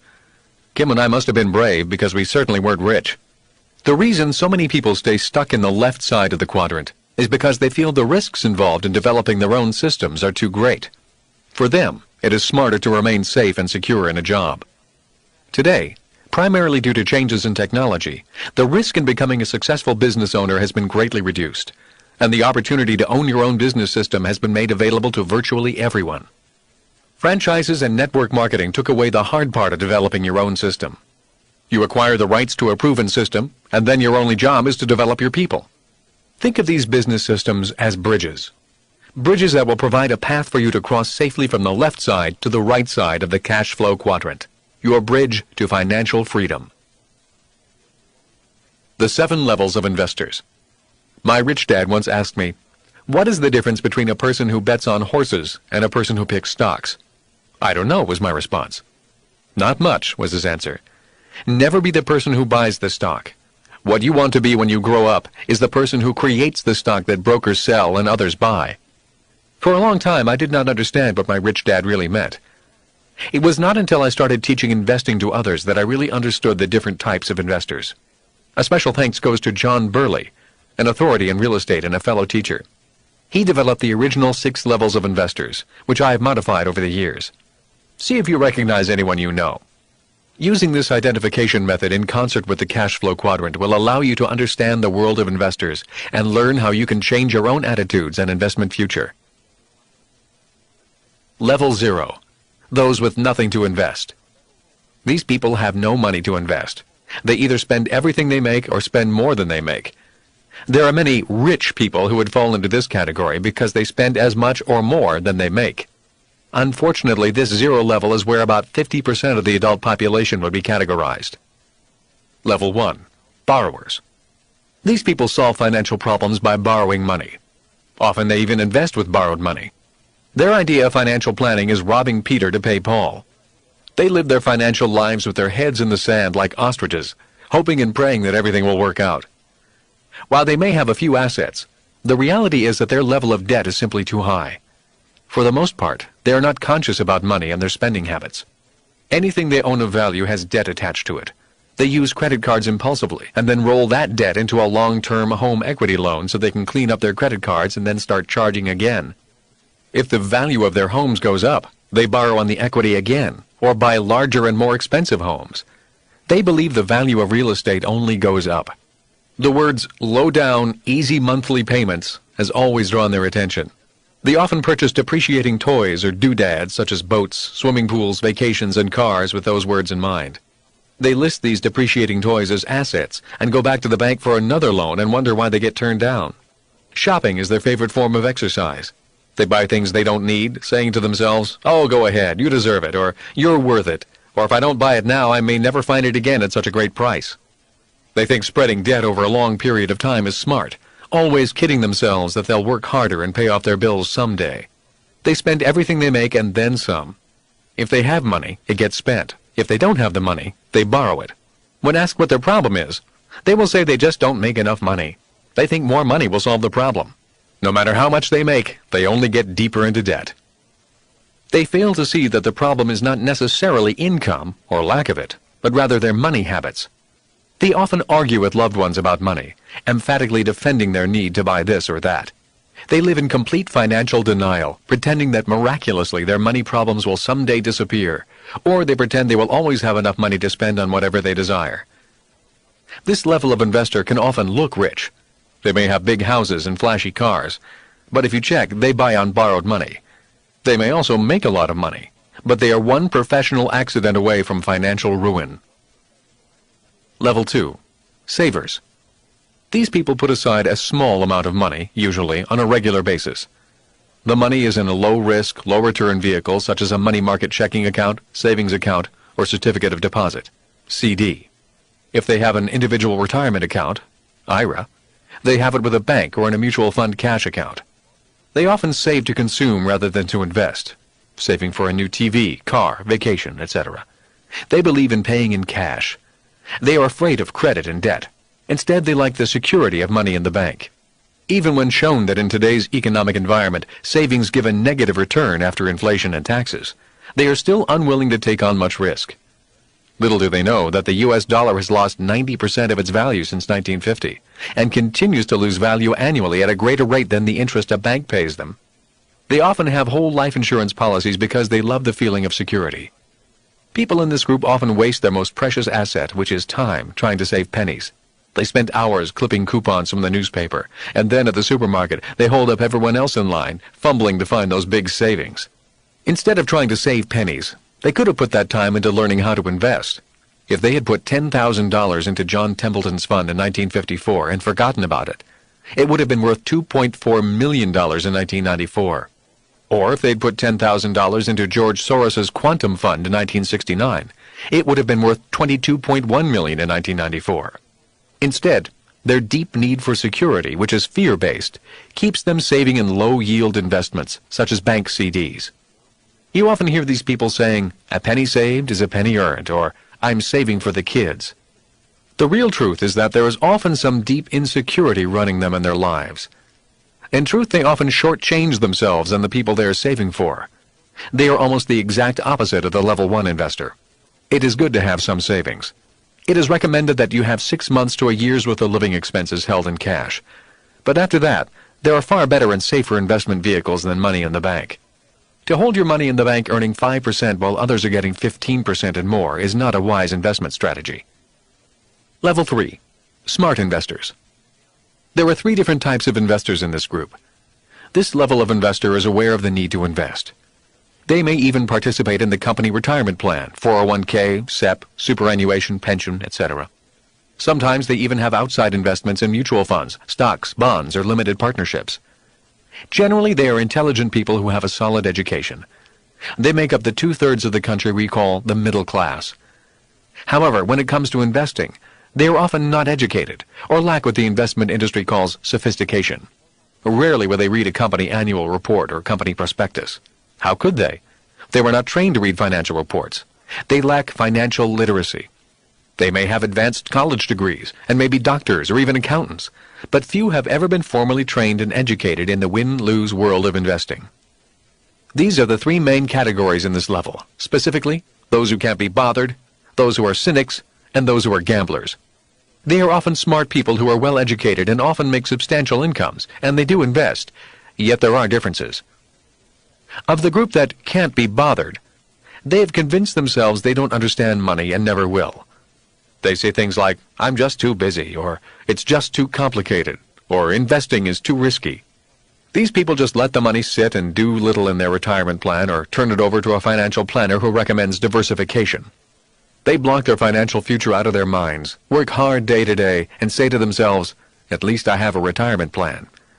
When they retire, then they'll look at how their investments did. The second category is the cynic. These people know all the reasons why an investment will not work. They are dangerous to have around. They often sound intelligent, speak with authority, are successful in their chosen fields, but are really cowards under their intellectual exterior. They can tell you exactly how and why you will get swindled with every investment known to man. When you ask for their opinions on a stock or other investment, you walk away feeling terrible, often afraid or doubtful. Their most commonly repeated words are, "Well, I've been taken before. They're not going to do that to me again." Yet, strangely, these same cynics often follow the market like sheep. At work, they're always reading the financial pages or the Wall Street Journal. They read the paper and then tell everyone else what they know at the coffee break. They talk about the big deals, but are never in them. They look for stocks that make the front page, and if the report is favorable, they often buy. The problem is they buy late, because if you get your news from the newspaper, it is too late. The truly smart investors have bought way before it makes the news. The cynic does not know that. When bad news comes, they criticize and say things like, "I knew it." They think they're in the game, but they're really only spectators standing on the sidelines. They often want to get into the game, but deep down they are terribly afraid of getting hurt. Security is more important than fun. Cynics are often what professional traders call pigs. They squeal a lot and then run to their own slaughter. They buy high and sell low. Why? Because they're so smart they've become overly cautious. They are smart, but are terrified of taking risks and making mistakes, so they study harder, get smarter. The more they know, the more risk they see, so they study even harder. Their cynical caution causes them to wait until it's too late. They come to market when greed finally overpowers their fear. They come to the trough with the other pigs and get slaughtered. But the worst part about cynics is that they infect the people around them with their deep fear, disguised as intelligence. When it comes to investing, they can tell you why things won't work, but they can't tell you how they could work. It is possible to get rich quickly with little money and with little risk. It is possible, but only if you are willing to do your part to make it possible. One of the things you need to do is keep an open mind and beware of cynics as well as con men. They are both financially dangerous. The third category of this level is the gambler. This group is also called pigs by professional traders. But while the cynic is overly cautious, this group is not cautious enough. They look at the stock market or any investment market about the same way they look at a Las Vegas craps table. It's just luck. Throw the dice and pray. This group has no set trading rules or principles. They want to act like the big boys, so they fake it until they make it or lose it all. The latter is most probable. They are searching for the secret to investing, or the Holy Grail. They are always looking for new and exciting ways to invest. Instead of long-term diligence and study and understanding, they seek tips or shortcuts. They jump into commodities, initial public offerings, IPOs, penny stocks, gas and oil, cattle, and every other investment known to mankind. They like to use sophisticated investment techniques, such as margins, puts, calls, and options. They jump into the game without knowing who the players are and who makes up the rules. These people are the worst investors the planet has ever known. They always try to hit a home run. They usually strike out. When asked how they are doing, they are always, about even or a little bit up. In actuality, they have lost money, lots of money, often huge amounts of money. This type of investor loses money over 90% of the time. They never discuss their losses. They only remember the killing they made 6 years ago. They think they were smart and fail to recognize they were merely lucky. They think that all they need is the one big deal and then they'll be on easy street. Society calls these people incurable gamblers. Deep down, they are simply lazy when it comes to investing money. Level 4. Long-term investors. These investors are clearly aware of the need to invest. They are actively involved in their own investment decisions. They have clearly laid out long-term plans that will allow them to reach their financial objectives. They invest in their education before actually buying an investment. They take advantage of periodic investing and, whenever possible, invest in a tax-advantaged way. Most importantly, they seek out advice from competent financial planners. If you are not yet a long-term investor, get yourself there as fast as you can. What does this mean? This means that you sit down and map out a plan. Get control of your spending habits. Minimize your debt and liabilities. Live within your means and then increase your means. Find out how much invested per month for how many months at a realistic rate of return it will take to reach your goals. Goals such as, at what age do you plan to stop working? How much money will you need per month? Simply having a long-term plan that reduces your consumer debt while putting away a small amount of money on a periodic basis into a top mutual fund will give you a head start on retiring wealthy, if you start early enough, and keep an eye on what you're doing. At this level, keep it simple. Don't get fancy. Forget the sophisticated investments. Just do solid stock and mutual fund investments. Learn how to buy closed-end mutual funds soon if you haven't already. Don't try to outsmart the market. Use insurance vehicles wisely as protection, but not as wealth accumulation. A mutual fund like the Vanguard Index 500 fund, which in the past has outperformed 2/3 of all mutual funds year in and year out, is worth using as a benchmark. Over 10 years, this type of fund may give you a return that exceeds 90% of the professional mutual fund money managers. But always remember, there is no 100% safe investment. Index funds have their own inherent tragic flaws. Stop waiting for the big deal. Get into the game with small deals, like my first small condo that allowed me to start investing for just a few dollars. Don't worry about being right or wrong at first, just start. You'll learn a lot more once you put some money down, just a little to start. Money has a way of increasing intelligence quickly. Fear and hesitation retards you. You can always move up to a bigger game, but you can never get back the time and education you lost by waiting to do the right thing or make the big deal. Remember, small deals often lead to bigger deals, but you must start. Start today. Don't wait. Reduce your credit card debt, get rid of doodads, and call a good no-load mutual fund, although there is no such thing as a true no-load fund. Sit down with your loved ones and work out a plan. Call a financial planner or go to the library and read about financial planning, and start putting money away, even if it's only $50 a month for yourself. The longer you wait, the more you waste one of your most precious assets, the intangible and priceless asset of time. An interesting note.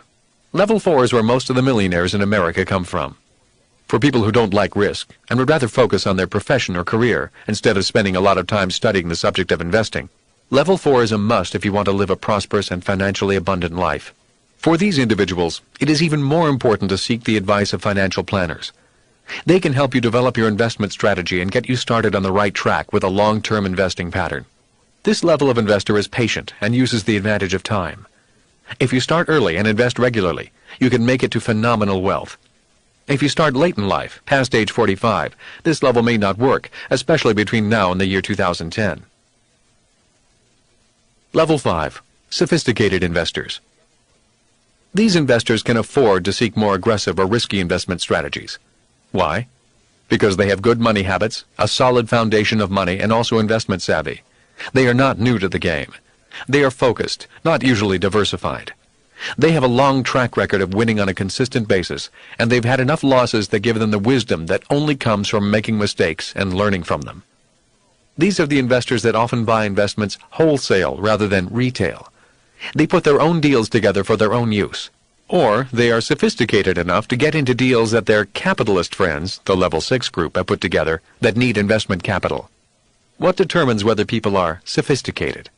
They have a financial base that is sound from their profession, business, or retirement income, or have a base of solid conservative investments. These people have their personal debt-equity ratios in control, which means they have much more income than expenses. They are well educated in the world of investing and actively seek new information. They are cautious, yet not cynical, always keeping an open mind. They risk less than 20% of all their capital in speculative ventures. They often start small, putting a little money down so they can learn the business of investing, be it stocks, a business acquisition, a real estate syndication, buying foreclosures, etc. If they lost this 20%, it would not damage them or take food off their tables. They will look at the loss as a lesson, learn from it, and get back into the game to learn more, knowing that failure is part of the process of success. While hating to lose, they are not afraid of losing. If people are sophisticated, they can create their own deals with returns of 25% to infinity. They are classified as sophisticated because they have the extra money, a team of hand-picked professional advisors, and a track record to prove it. These investors know that bad economic times or markets offer them the best opportunities for success. They get into markets when others are getting out. They usually know when to get out. At this level, an exit strategy is more important than entry into the market. They are clear on their own principles and their rules of investing. Their vehicle of choice might be real estate, discounted paper, businesses, bankruptcies, or new issues of stocks. While they take risks greater than the average person, they abhor gambling. They have plans and specific goals. They study on a daily basis. They read the paper, read magazines, subscribe to investment newsletters, and attend investment seminars. They actively participate in the management of their investments. They understand money and know how to have money work for them. Their main focus is on increasing their assets, rather than investing so they can make a few extra bucks to spend. They reinvest their gains to build a bigger asset base. They know that building a strong asset base that throws off high cash yields or high returns with minimal tax exposure is the path to great long-term wealth. They often teach this information to their children and pass on the family fortune to the generations that follow in the form of corporations, trusts, and partnerships. They personally own little. Nothing is found in their names for tax purposes, as well as for protection from Robin Hoods who believe in taking from the rich to give to the poor. But although they own nothing, they control everything through corporations. They control the legal entities that own their assets. They have a personal board of directors to help them manage their assets. They take advice and learn. This informal board is comprised of a team of bankers, accountants, attorneys, and brokers. They spend a small fortune on solid professional advice, not only to increase their wealth, but also to protect their wealth from family, friends, lawsuits, and the government. Even after they have departed this life, they are still controlling their wealth. These people are often called stewards of money. Even after death, they continue to direct the fate of the money they created. Level 6. Capitalists. Few people in the world reach this level of investment excellence. In America, less than 1 person in 100 is a true capitalist. This person is usually an excellent B as well as an I, because he or she can create a business and an investment opportunity simultaneously. A capitalist's purpose is to make more money by synergistically orchestrating other people's money, other people's talents, and other people's time. Often they are the movers and shakers that allow America and other great countries to become great financial powers. These are the Kennedys, Rockefellers, Fords, J. Paul Gettys, and Ross Perot's. It is the capitalists that provide the money that create the jobs, the businesses, and the goods that make a country prosper. Level 5 investors generally create investments only for their own portfolio using their own money. True capitalists, on the other hand, create investments for themselves and others by using the talents and finances of other people. True capitalists create investments and sell them to the market. True capitalists do not need money to make money, simply because they know how to use other people's money and other people's time. Level 6 investors create the investments that other people buy. They often make other people rich, create jobs, and make things happen. In good economic times, true capitalists do well. In bad economic times, true capitalists get even richer. Capitalists know that economic chaos means new opportunities. Returns of 100% to infinity are expected. That's because they know how to manage risk and how to make money without money. They can do this because they know that money is not a thing, but merely an idea created in their heads. While these people have the same fears everyone has, they use that fear and turn it into excitement. They convert fear into new knowledge and new wealth. Their game in life is the game of money making money. They love the game of money more than any other game. That's what makes them capitalists. If you are truly sincere about getting wealthy quickly, then you need to understand these 7 levels of investors. Each time you think about your investments, recognize your strengths and weaknesses. Do everything to understand and improve yourself. Only by identifying what is holding you back will you be on your path to reaching your goal of financial freedom. You cannot see money with your eyes. In late 1974, I purchased a small condominium on the fringes of Waikiki as one of my first investment properties. The price was $56,000 for a cute 2-bedroom, 1-bath unit in an average building. It was a perfect rental unit, and I knew it would rent quickly. I drove over to my rich dad's office, all excited about showing him the deal. He glanced at the documents, and in less than a minute he looked up and asked, "How much money are you losing a month?" "About $100 a month," I said. "Don't be foolish," Rich Dad said. "I haven't gone over the numbers, but I can already tell from the written documents that you're losing much more than that. And besides, why in the world would you knowingly invest in something that loses money?" "Well, the unit looked nice, and I thought it was a good deal. A little paint and the place would be as good as new," I said. "That doesn't justify knowingly losing money," smirked Rich Dad. "Well, my real estate agent said not to worry about losing money every month. He said that in a few years the price of this unit will double, and in addition, the government gives me a tax break on the money I lose. Besides, it was such a good deal that I was afraid someone else would buy it if I didn't." Rich Dad shook his head as he scanned the documents. On that day, I learned more about money and investing than I had in all my previous 27 years of life. Rich Dad was happy that I'd taken the initiative and invested in a property, but I'd made some grave mistakes that could have been a financial disaster. However, the lessons I learned from that one investment have made me millions over the years. "It's not what your eyes see," said Rich Dad.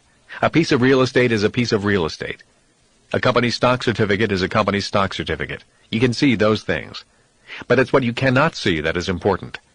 It's the deal, the financial agreement, the market, the management, the risk factors, the cash flow, the tax laws, and 1,000 other things that make something a good investment or not." He then proceeded to tear the deal apart with questions. "Why would you pay such a high interest rate? What do you figure your return on the investment to be? How does this investment fit into your long-term financial strategy? What vacancy factor are you using? Have you figured in management costs? What percentage rate did you use to compute repairs? Did you know that the city has just announced it will be tearing up the roads in that area and changing the traffic pattern? A major thoroughfare will run right in front of your building. Residents are moving to avoid the year-long project. Did you know that? I know the market trend is up today, but do you know what is driving that trend? What happens if this place is not rented? And if it isn't, how long can you keep it afloat and yourself afloat? And again, what goes on in your head to make you think that losing money is a good deal? This really has me worried. It looked like a good deal, I said, deflated. Rich Dad smiled. I'm glad you took action, he said. Most people think, but never do. If you do something, you make mistakes, and it's from our mistakes that we learn the most. Remember that anything important cannot be really learned in the classroom. It must be learned by taking action, making mistakes, and then correcting them. That is when wisdom sets in. I felt a little better, and now I was ready to learn. Most people, said Rich Dad, invest 95% with their eyes and only 5% with their minds.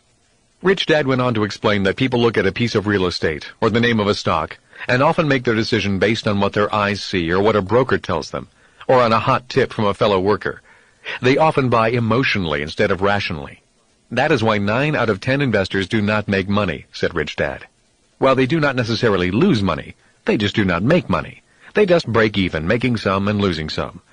That's because they invest with their eyes and emotions rather than with their minds. Let's go back over this losing deal you just bought, and I will teach you how to turn it into a winning deal. I'll begin to teach your mind to see what your eyes cannot. The next morning, I went back to the real estate agent, rejected the agreement, and reopened negotiation. It was not a pleasant process, but I learned a lot. 3 days later, I returned to see my Rich Dad. The price had stayed the same. The agent got his full commission because he deserved it, but the terms of the investment were very different.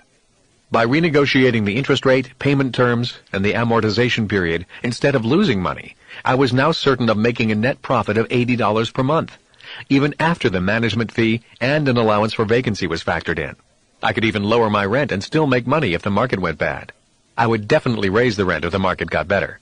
I estimated that you were going to lose at least $150 per month, said Rich Dad, probably more. If you had continued to lose $150 per month, based on salary and expenses, how many of these deals could you afford? Barely one, I replied.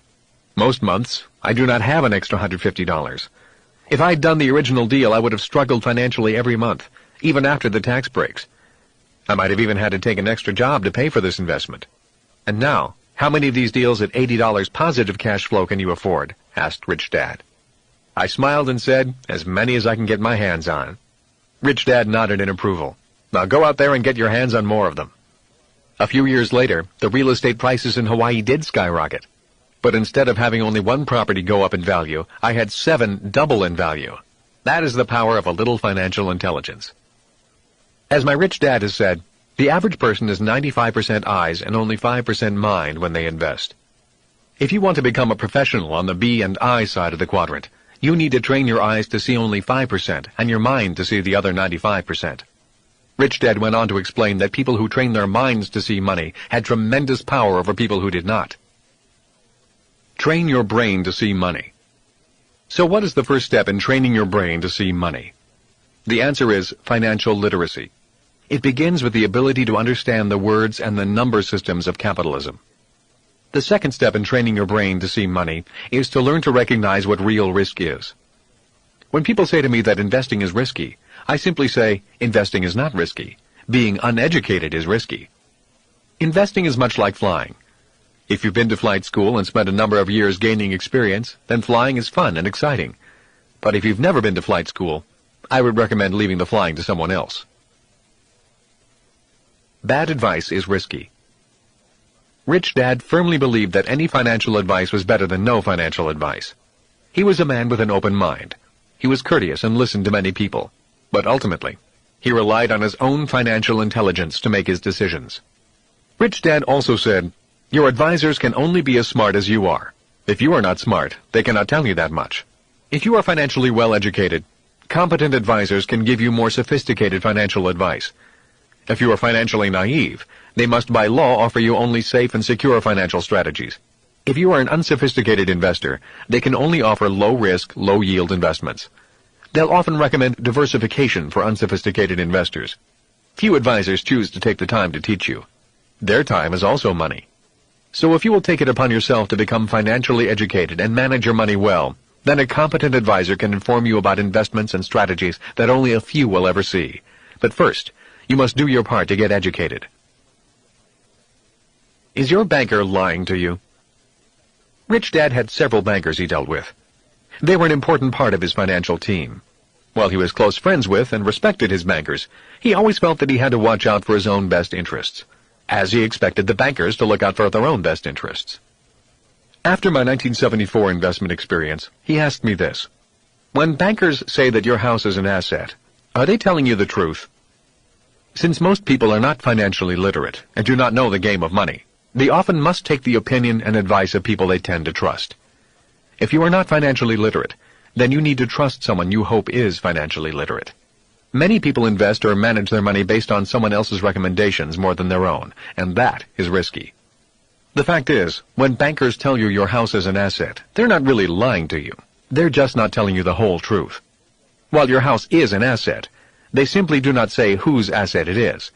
For if you read financial statements, it is easy to see that your house is not your asset, it's the bank's asset. My rich dad's definitions of an asset and a liability are: an asset puts money into my pocket. A liability takes money out of my pocket. People on the left side of the quadrant do not really need to know the difference. Most of them are happy to feel secure in their jobs, have a nice house that they think they own, they feel proud of, and think they are in control of.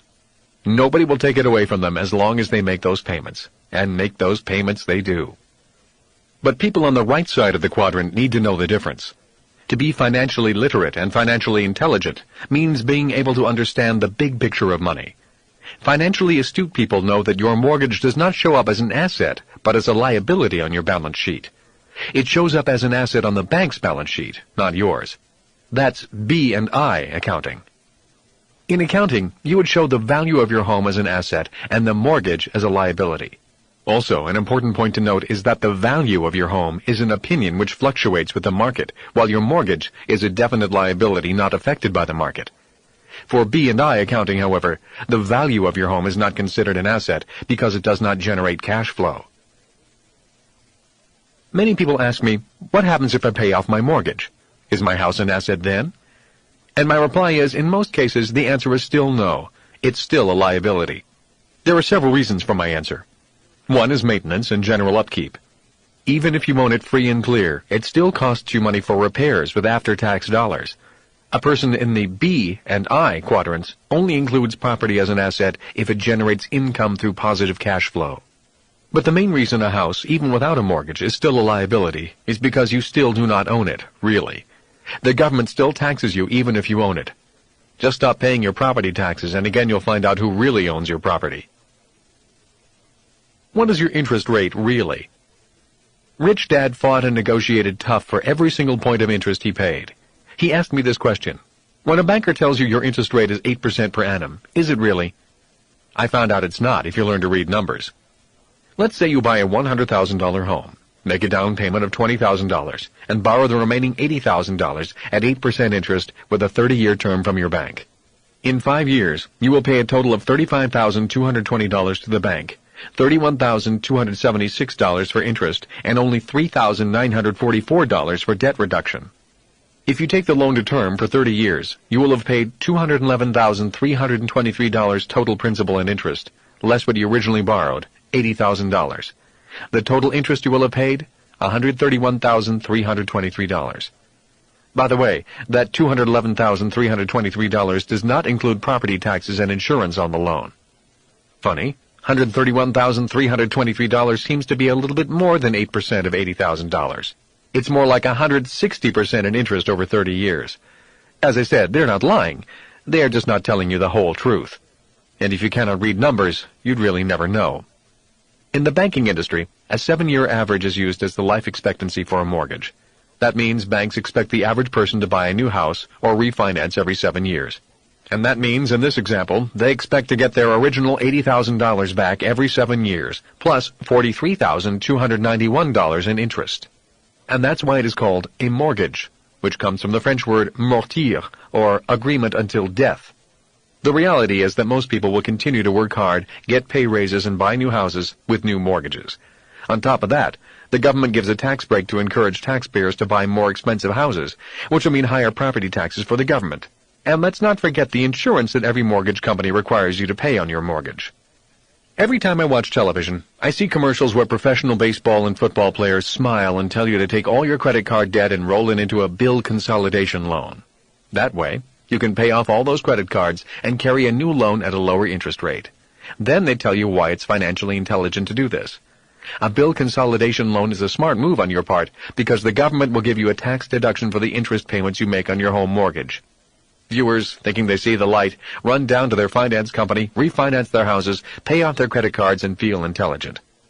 A few weeks later, they're shopping and see a new dress, realize their kid needs a new bicycle, or they need to take a vacation because they're exhausted. They just happen to now have a clean credit card. Or they suddenly receive a new credit card in the mail because they paid off the other. They have excellent credit, they pay their bills, and their little heart goes pitter-pat and they say to themselves, "Oh, go on, you deserve it. You can pay it off a little every month." Emotions overpower logic, and the clean new credit card comes out of hiding. What about savings? Are they assets? Now, your savings really are assets. That's the good news. But again, if you read financial statements, you will see the total picture. While it is true that your savings and checkbook balance show up in the asset column of your balance sheet, they are carried on your bank's balance sheet as liabilities. Why is your savings and checkbook balance a liability to banks? They have to pay you interest for your money, and it costs them money to safeguard it. You get a tax break for buying a house and going into debt, but you do not get a tax break for saving money. Have you ever wondered why? I do not have the exact answer, but I can speculate. One big reason is because your savings are a liability to banks. Why would they ask the government to pass a law that would encourage you to put money in their bank, money that would be a liability to them? Banks really do not need your savings. They don't need much in deposits because they can magnify money at least 10 times. If you put a single $1 note in the bank, by law, the bank can lend out $10, and, depending on the reserve limits imposed by the central bank, possibly as much as $20. That means your single $1 suddenly becomes $10 or more. It's magic. On top of that, the bank might pay you only 5% interest on that $1. You as a consumer feel secure because the bank is paying you some money on your money. Banks see this as good customer relations, because if you have savings with them, you may come in and borrow from them. They want you to borrow, because they can then charge 9% or more to you on what you borrow. While you may make 5% on your $1, the bank can make 9% or more on the $10 of debt your single dollar has generated. Recently, I received a new credit card that advertised 8.9% interest. But if you understood the legal jargon in the fine print, it was really 23%. Needless to say, that credit card was cut in half and mailed back.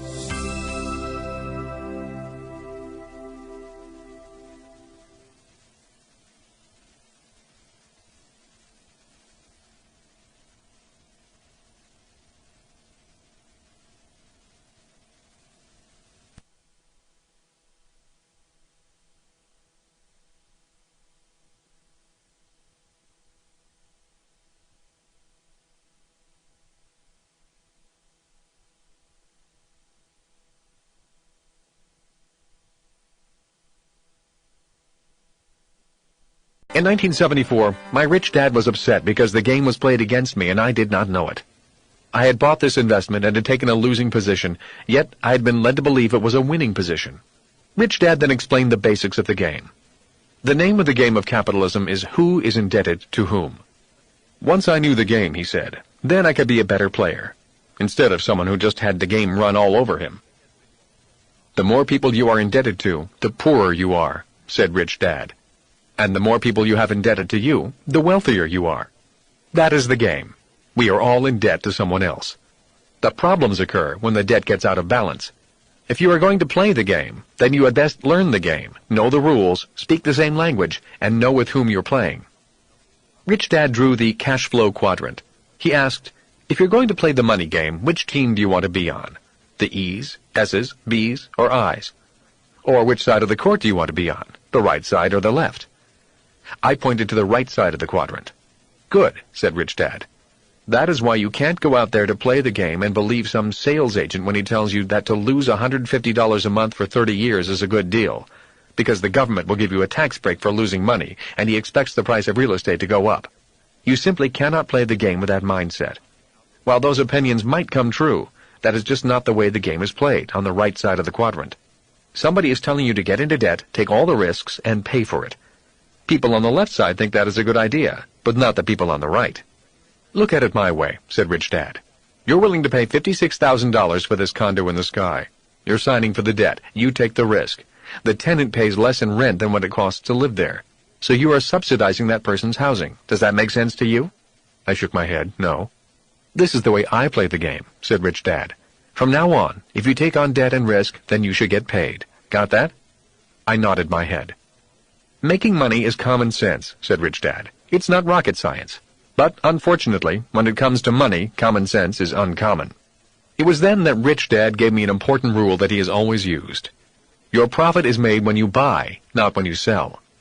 Rich Dad had to be certain that whatever debt or risk he took on, it had to make sense from the day he bought it. It had to make sense if the economy got worse, and it had to make sense if the economy got better.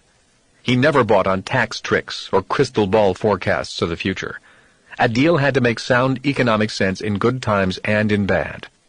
I was beginning to understand the game of money as he saw it. And the game of money was to see others become indebted to you, and to be careful to whom you became indebted. Today I still hear his words. If you take on risk and debt, make sure you get paid for it. Rich Dad had debt, but he was careful when he took it on. If you take on debt personally, make sure it's small. If you take on large debt, make sure someone else is paying for it. The importance of facts versus opinions. Rich Dad continued his lesson. If you want to be successful on the right side, when it comes to money, you've got to know the difference between facts and opinions. You cannot blindly accept financial advice the way people on the left side do. You must know the numbers. You must know the facts. And numbers tell you the facts. Your financial survival depends upon facts, not some friend or advisor's wordy opinions. Most people struggle financially because they spend their lives using opinions rather than facts when making financial decisions. Opinions such as, your house is an asset. The price of real estate always goes up. It takes money to make money. You should diversify your portfolio. You have to be dishonest to be rich. Investing is risky. Play it safe.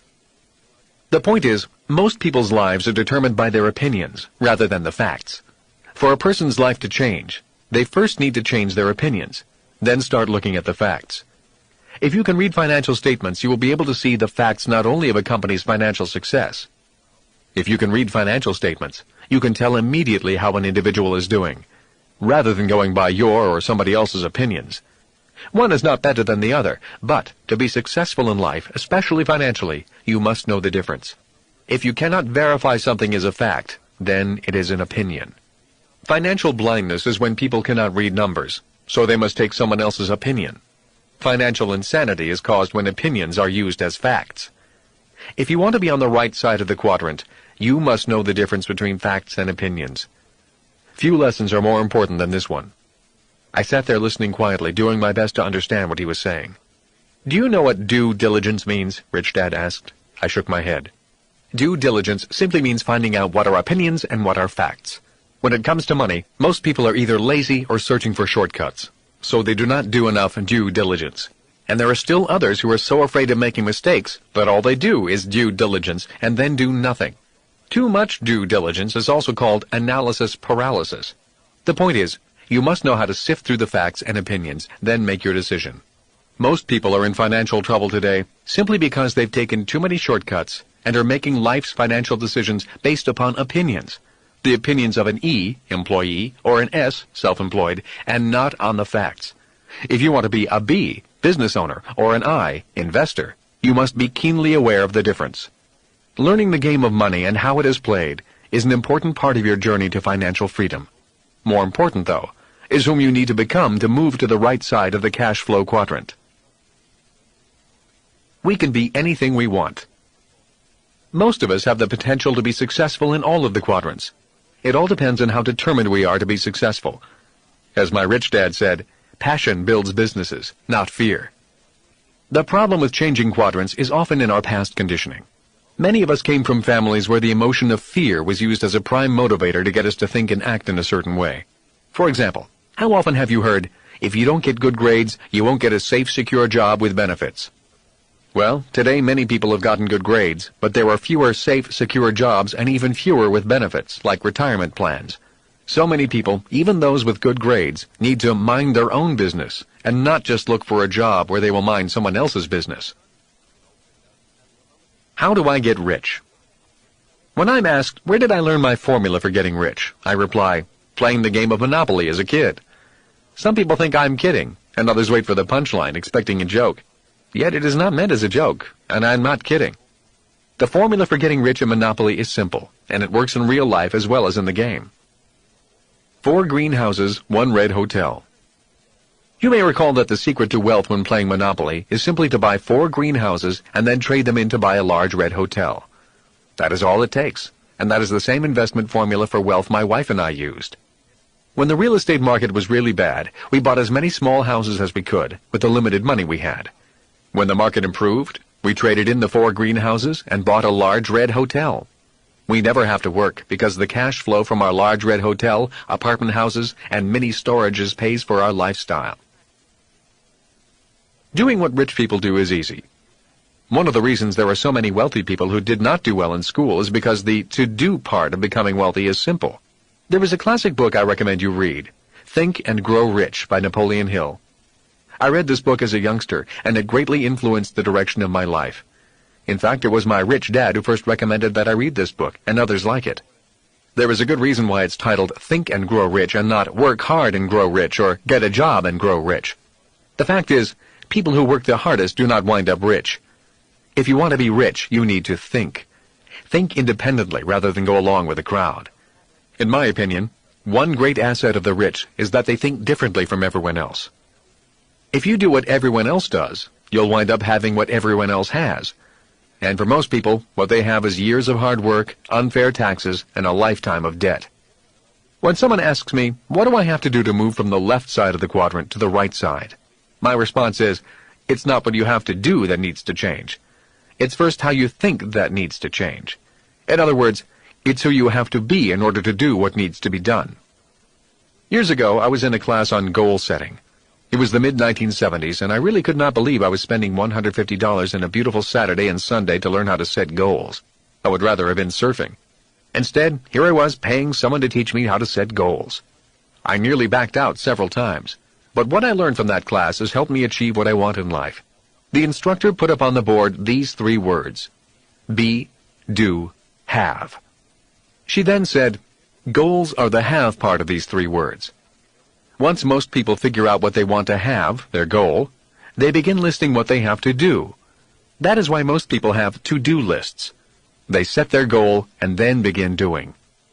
She discussed investments, saying, many people think that buying stocks or mutual funds will make them rich. Well, simply buying stocks, mutual funds, real estate, and bonds will not make you rich. Just doing what professional investors do does not guarantee financial success. People who have a loser mentality will always lose, no matter what stock, bond, real estate, or mutual fund they buy. Next, she used an example of finding the perfect romantic partner. So many people go to bars or to work or to their church looking for the perfect person. That is what they do. What they do is go and look for the right person instead of working on being the right person. Here's one of her examples about relationships. In marriage, many people try to change the other person so they can have a better marriage. Instead of trying to change the other person, which often leads to fights, it is better to change yourself first, she said. Don't work on the other person. Work on your thoughts about the other person. As she was talking about relationships, my mind drifted to the many people I had met over the years who were out to change the world, but were not getting anywhere. They wanted to change everyone else, but not change themselves. And when it comes to money, she said, many people try to do what the rich do and to have what the rich have. So they go out and buy a house that looks rich, a car that looks rich, and send their kids to the schools where the rich send their kids. All this does is cause these people to do by working harder and to have more debt, which causes them to work even harder, which is not what the truly rich do. My rich dad did not use these same words, but he did often say to me, people think that working hard for money and then buying things that make them look rich will make them rich. In most cases, it doesn't. It only makes them more tired. They call it keeping up with the Joneses, and if you notice, the Joneses are exhausted. During that weekend class, much of what my rich dad had been telling me began to make more sense. For years, he lived modestly. Instead of working hard to pay bills, he worked hard to acquire assets. If you saw him on the street, he looked like everyone else. He drove a pickup truck, not an expensive car. Then, one day, when he was in his late 30s, he emerged as a financial powerhouse. People took notice when he suddenly bought one of the prime pieces of real estate in Hawaii. After his name hit the paper, it was then people realized that this quiet, unpretentious man owned many other businesses, lots of prime real estate, and when he spoke, his bankers listened. Few people ever saw the modest house he lived in. After he was flush with cash and cash flow from his assets, he then bought a new large house for his family. He did not take out a loan. He paid cash. After that weekend class on goal setting, I realized that many people tried doing what they thought the rich did and tried having what the rich had. They often would buy big houses and invest in the stock market because that is what they thought the rich did. Yet what my rich dad was trying to tell me was, if they still thought and had the same beliefs and ideas of a poor person or middle-class person, then did what the rich did, they would still wind up having what the poor and middle class have. Be, do, have began to make sense. Rich Dad's cash flow quadrant is about being, not doing. Moving from the left side of the quadrant to the right side of the quadrant is not so much about doing, but more about being. The good news is that it does not cost much money to change your thinking. In fact, it can be done for free. The bad news is that sometimes it's hard to change some deep core thoughts about money that are handed down from generation to generation, or thoughts that you learn from friends, from work, and from school. Yet it can be done. And this is what this recording is primarily about. It's not so much a how-to book on what to do to become financially free. It's not about what stocks to buy or what mutual fund is safest. This program is primarily about strengthening your thoughts, being, so that you can take the action, doing, that will enable you to become financially free, having. For people contemplating making the crossing from one quadrant to another, an important part of the process is to be aware of your internal dialogue, or conversations within you. And always remember that what sounds logical in one quadrant does not make sense in another quadrant. The process of going from job or financial security to financial freedom is primarily a process of changing your thinking. It is a process of doing your best to know which thoughts are emotion-based and which thoughts are logic-based. If you can keep your emotions in check and go for what you know to be logical, you have a good chance of making the journey. No matter what anyone is saying to you from the outside, the most important conversation is the one you are having with yourself on the inside. That is why my rich dad forbade me from saying, I can't afford it. I can't do that. Play it safe. Don't lose money. Rich Dad firmly believed that what we said to ourselves at our core became our reality. That is why I suspect that for people who struggle financially, their emotions often do the talking and run their lives. If they are emotionally based thoughts, they are powerful. The good news is that they can be changed with the support of new friends, new ideas, and a little time. People who are not able to control their fear of losing should never invest on their own. They are best served by turning that job over to professionals and not interfering with them. As an interesting note, I have met many professional people who are fearless when investing other people's money and able to make lots of money. But when it comes to investing or risking their own money, their fear of losing becomes too strong and they ultimately lose. Their emotions do the thinking rather than their logic. I have also met people who can invest their money and win constantly, but lose their calm when other people ask them to invest money for them. The making and losing of money is an emotional subject. Rich Dad always said, to be successful as an investor or business owner, you have to be emotionally neutral to winning and losing. Winning and losing are just part of the game.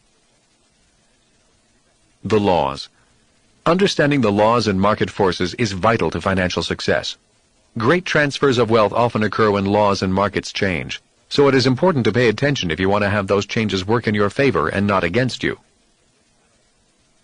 We are entering an era of tremendous change and opportunity. For some people, it will be the best of times, and for others, it will be the worst of times. Education is more important than ever before, but we need to teach people to think a little further than just looking for a secure job and expecting the company or the government to look after them once their working days are through. That is an industrial age idea, and we aren't there anymore. The rules have changed. One advantage of living in a free society is the freedom to make choices. In my opinion, there are two big choices: the choice of security and the choice of freedom. If you choose security, there is a huge price to pay for that security in the form of excessive taxes and punishing interest payments. If you choose freedom, then you need to learn the whole game and then play the game. It is your choice from which quadrant you want to play the game. In 1943, the U.S. began taxing all working Americans via payroll deduction. In other words, the government got paid before people in the E, employee quadrant, got paid. Anyone who was purely an E had little escape from the government. It also meant that instead of only the rich being taxed, which was the hope of the 16th Amendment, it now meant everyone on the left side of the quadrant got taxed, rich or poor. But the lowest paid in America today pay more in taxes as a percentage of total income than the rich and the middle class. In 1986, the Tax Reform Act went after the highly paid professionals in the S quadrant. The act specifically listed doctors, lawyers, architects, dentists, engineers, and other such professions, and made it difficult, if not impossible, for them to shelter their income the way the rich can do in the B and I quadrants. These professionals were forced to operate their businesses through S corporations instead of through C corporations, or pay a tax penalty. Income for these highly compensated professionals is then passed through the S corporation and taxed at the highest individual tax rate possible. They don't have the opportunity to shelter their income through deductions allowed to a C corporation. And at the same time, the law was changed to force all S corporations to have a calendar year end. This again forced all income to be taxed at the highest rate. When I was discussing these changes recently with my personal CPA, she reminded me that the biggest shock to newly self-employed people generally comes at the end of their first year when they realize that the biggest tax they are paying is a self-employment tax. This tax is double for the S's over what they paid as E's, and it is calculated on income before the individual can deduct any itemized deductions or personal exemptions. It is possible for a self-employed person to have no taxable income yet still owe self-employment tax. Corporations, on the other hand, do not pay self-employment tax. The 1986 Tax Reform Act also effectively pushed the E's and S's of America out of real estate as an investment and into paper assets, such as stocks and mutual funds, basing their future financial well-being upon paper assets subject to the ups and downs of the market. After the 1986 Tax Reform Act, the rich continue to earn more, work less, pay less taxes, and enjoy greater asset protection by using the formula my rich dad gave me 40 years ago. Build a business and buy real estate. Make a lot of money via C corporations and shelter your income through real estate. While millions upon millions of Americans work, pay more and more taxes, and then pour billions each month into mutual funds, the rich are quietly selling the shares of their C corporations, making them even richer, and then buying billions in investment real estate. As we progress further and further away from the industrial age and into the information age, we all need to continue to gather information from different quadrants. In the information age, quality information is our most important asset.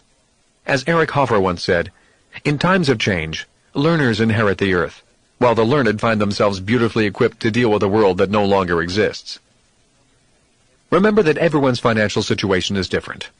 That is why I always recommend that you seek out the best professional and financial advice you can find. For example, while a C corporation may work well in some instances, it does not work well in all instances. Even on the right side of the quadrant, occasionally an S corporation is appropriate. Also, remember that there are different advisors for the rich, the poor, and the middle class, just as there are different advisors for people who earn their money on the right side and on the left. Also consider seeking advice from people who already are where you want to go. Never do business or investing for tax reasons.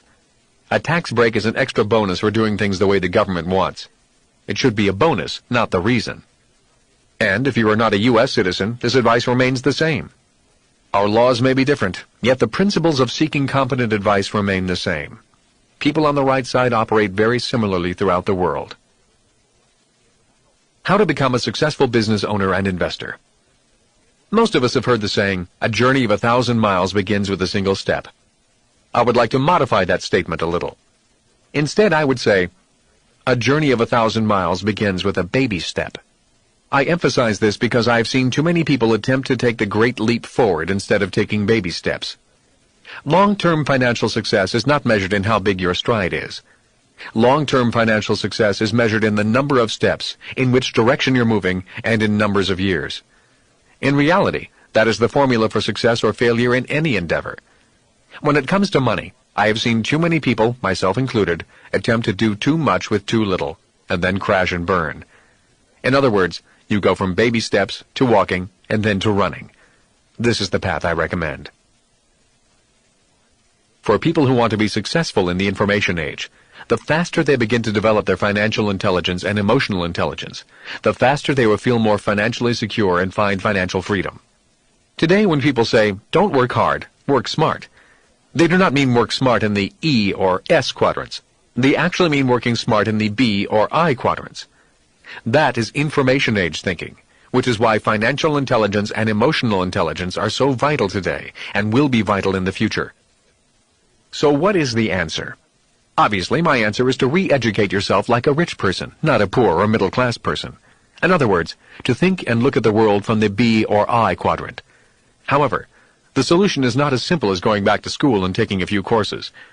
To be successful in the B or I quadrant requires financial intelligence, systems intelligence, and emotional intelligence. These things cannot be learned in school. The reason these intelligences are hard to learn is because most adults are wired to the hard work and spend mode of life. They feel financial anxiety, so they hurry off to work and work hard. They come home and hear about the stock market going up and down. The anxiety grows, so they go shopping for a new house or car, or they go and play golf to avoid the anxiety. The problem is that the anxiety returns on Monday morning. People often ask me how to get started thinking like a rich person. I always recommend starting small and seeking education. If people are serious about learning and retraining themselves to think like a rich person, I recommend my patented board game, Cash Flow. I created the game to help people improve their financial intelligence. It gives people the mental, physical, and emotional training required to allow them to make the gradual change from thinking like a poor or middle-class person to thinking like a rich person. Cash flow, not money, relieves anxiety. Financial struggle and poverty are really financial anxiety problems. They are mental and emotional loops that keep people stuck in what I call the rat race. Unless the mental and emotional hooks are broken, the pattern remains intact. I worked with a banker a few months ago on breaking his pattern of financial struggle. I'm not a therapist, but I have had experience in breaking my own financial habits instilled by my family. The banker makes more than $120,000 a year, but is always in some sort of financial trouble. He has a beautiful family, 3 cars, a big house, a vacation home, and he looks the part of a prosperous banker. When I looked at his financial statement, however, I found he had a financial cancer that would be terminal in a few years if he did not change his ways. The first time he and his wife played Cash Flow, he struggled and fidgeted almost uncontrollably. His mind was wandering, and he could not seem to grasp the game. After 4 hours of play, he was stuck. Everyone else had completed the game, but he was still in the rat race. So I asked him as we put the game away what was going on. His only answer was that the game was too hard, too slow, and too boring. I then reminded him of what I had told him before the game started, that all games are reflections of the people playing. In other words, a game is like a mirror that allows you to look at yourself. That statement angered him, so I backed off, and I asked if he was still committed to getting his financial life in order. He said he was still committed, so I invited him and his wife, who loved the game, to come and play again with an investment group I was coaching. A week later, he showed up, reluctantly. This time, a few lights began to go on inside his head. He still did not finish the game after 4 hours, but he was beginning to learn. As he left this time, he invited himself back.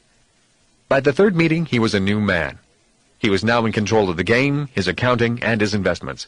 His confidence soared, and this time he successfully exited the rat race and was on the fast track. This time, as he left, he purchased a game and said, "I'm going to teach my kids." By the 4th meeting, he told me his own personal expenses were down, he had changed his spending habits and cut up several credit cards, and he was now taking an active interest in learning to invest and build his asset column. His thinking was now on track to make him an information age thinker. By the 5th meeting, he purchased Cash Flow 202, which is the advanced game for people who have mastered the original Cash Flow 101. He was now reading and eager to play the fast and risky game that true B's and I's play. The best news is that he had taken control of his financial future. He had re-educated himself not only mentally, but also, more importantly, emotionally, via the power of the repetitive learning process that comes from a game. The 7 steps to finding your financial fast track. In step 1, you need to mind your own business. Gather together your financial data, including your income, your expenses, your assets, and your liabilities. Get organized using a computer spreadsheet or just a simple piece of paper. By looking at your financial data, you can easily begin to see how you've been programmed from an early age to mind everyone else's business and ignore your own. Remember, your liabilities are your banker's business, while your assets are yours. In order to get where you want to go, you need to know where you are. This is the first step to take control of your life and spend more time minding your own business. Next, set financial goals. Set a long-term financial goal for where you want to be in 5 years, and a smaller, short-term financial goal for where you want to be in 12 months. The smaller goal is a stepping stone along the way to your 5-year goal. Be sure your goals are realistic and attainable. For instance, try to cut your debt by a specific amount while increasing your cash flow from assets or passive income. When you establish your 5-year financial goals, do the same thing but take the long view. Now that you know where you are financially today and have set your goals, you need to get control of your cash flow so that you can achieve your goals. Step 2. Take control of your cash flow. After deciding to mind your own business, the next step as the CEO of the business of your life is to take control of your cash flow. The primary reason most people have money problems is that they were never schooled in the science of cash flow management. People work very hard, thinking that more money will solve their financial problems. But as my rich dad often said, more money will not solve the problem if cash flow management is the problem. When you review your financial statements, determine which quadrant of the cash flow quadrant you receive your income from today. Then, determine which quadrant you want to receive the bulk of your income from in 5 years. At this point, you can begin establishing your cash flow management plan. Here are some rules. Pay yourself first. Put aside a set percentage from each paycheck or each payment you receive from other sources. Deposit that money into an investment savings account. Once your money goes into the account, never take it out until you are ready to invest it. Also, focus on reducing your personal debt. If you have credit cards with outstanding balances, cut up all your credit cards except for 1 or 2. Any new charges you add to the 1 or 2 cards you now have must be paid off every month. Do not incur any further long-term debt. Then come up with $150 to $200 extra per month. Now that you're becoming more and more financially literate, this should be relatively easy to do. If you cannot generate an additional $150 to $200 per month, then your chances for financial freedom may only be a pipe dream. You will now pay the minimum plus the $150 to $200 on that one credit card. Pay only the minimum amount due on all other credit cards. Once the first card is paid off, then apply the total amount you are paying each month on that card to your next credit card. You are now paying the minimum amount due on the second card plus the total monthly payment you are paying on your first credit card.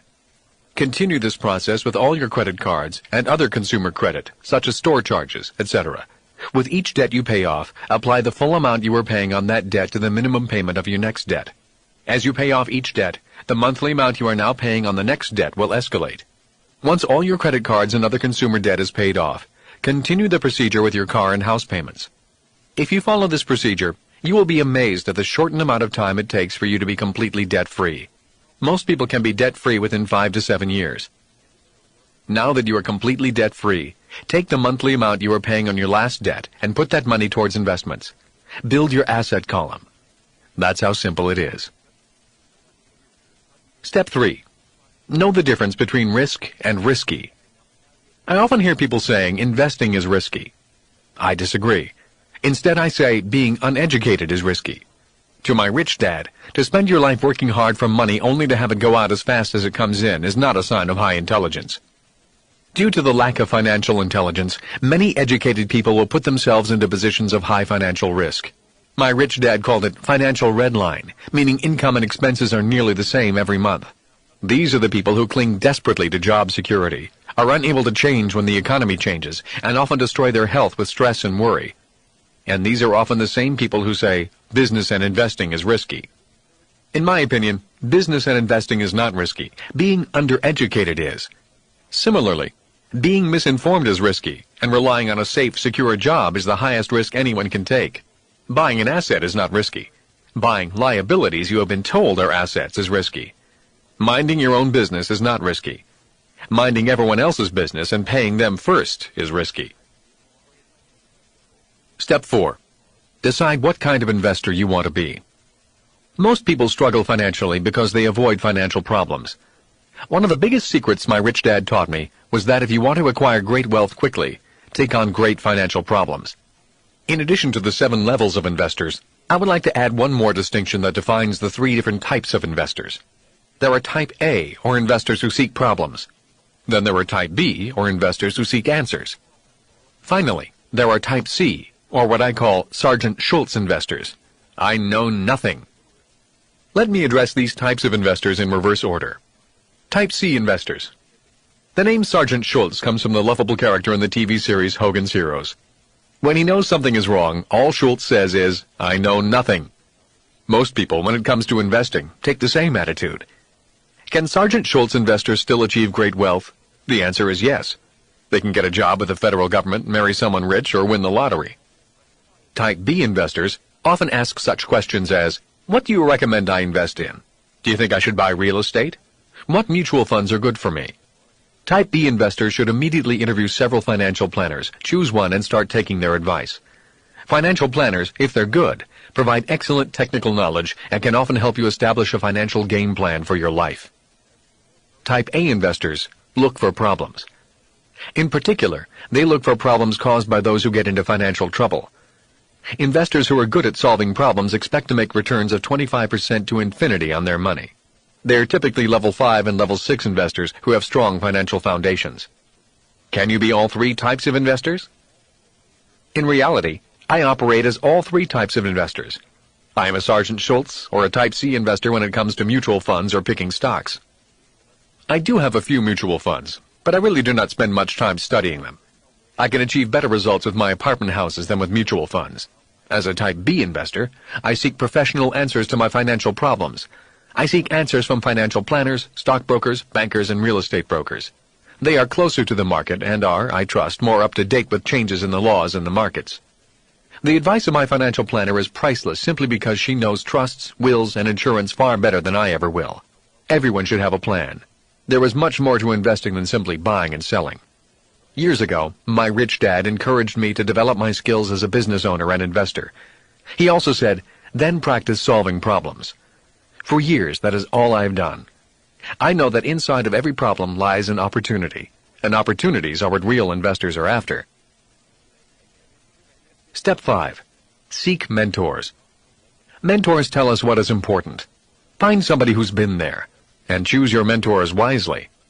My highly educated but poor dad thought that a job with a high salary was important, and that buying the house of your dreams was important.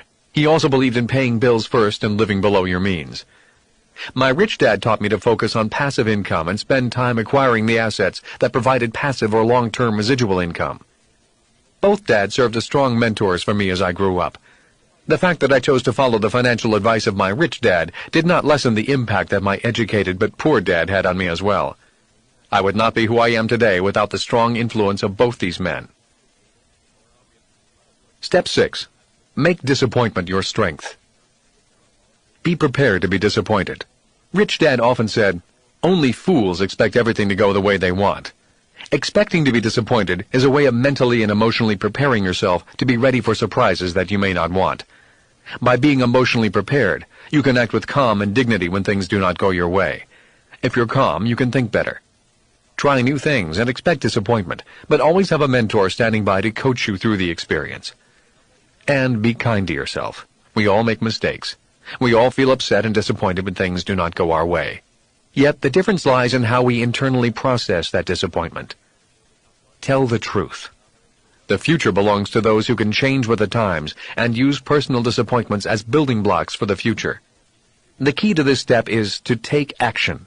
Reading, watching, and listening are all crucial to your education, but you must also start doing.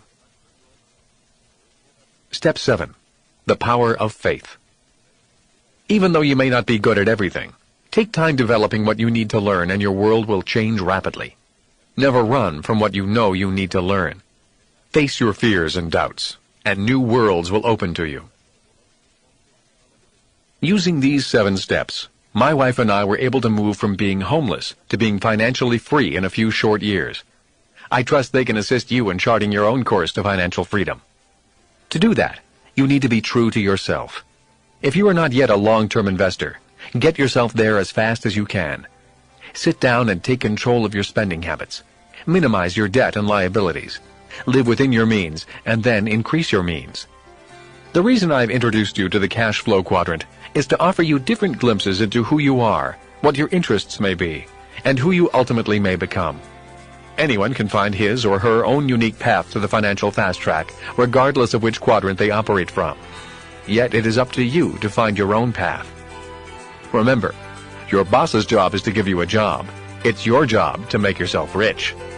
In the end, you must mind your own business. Once you make that commitment, life really does get easier and easier. Minding your business is not hard to do. It's just common sense. Believe in yourself and start today on your path to financial freedom.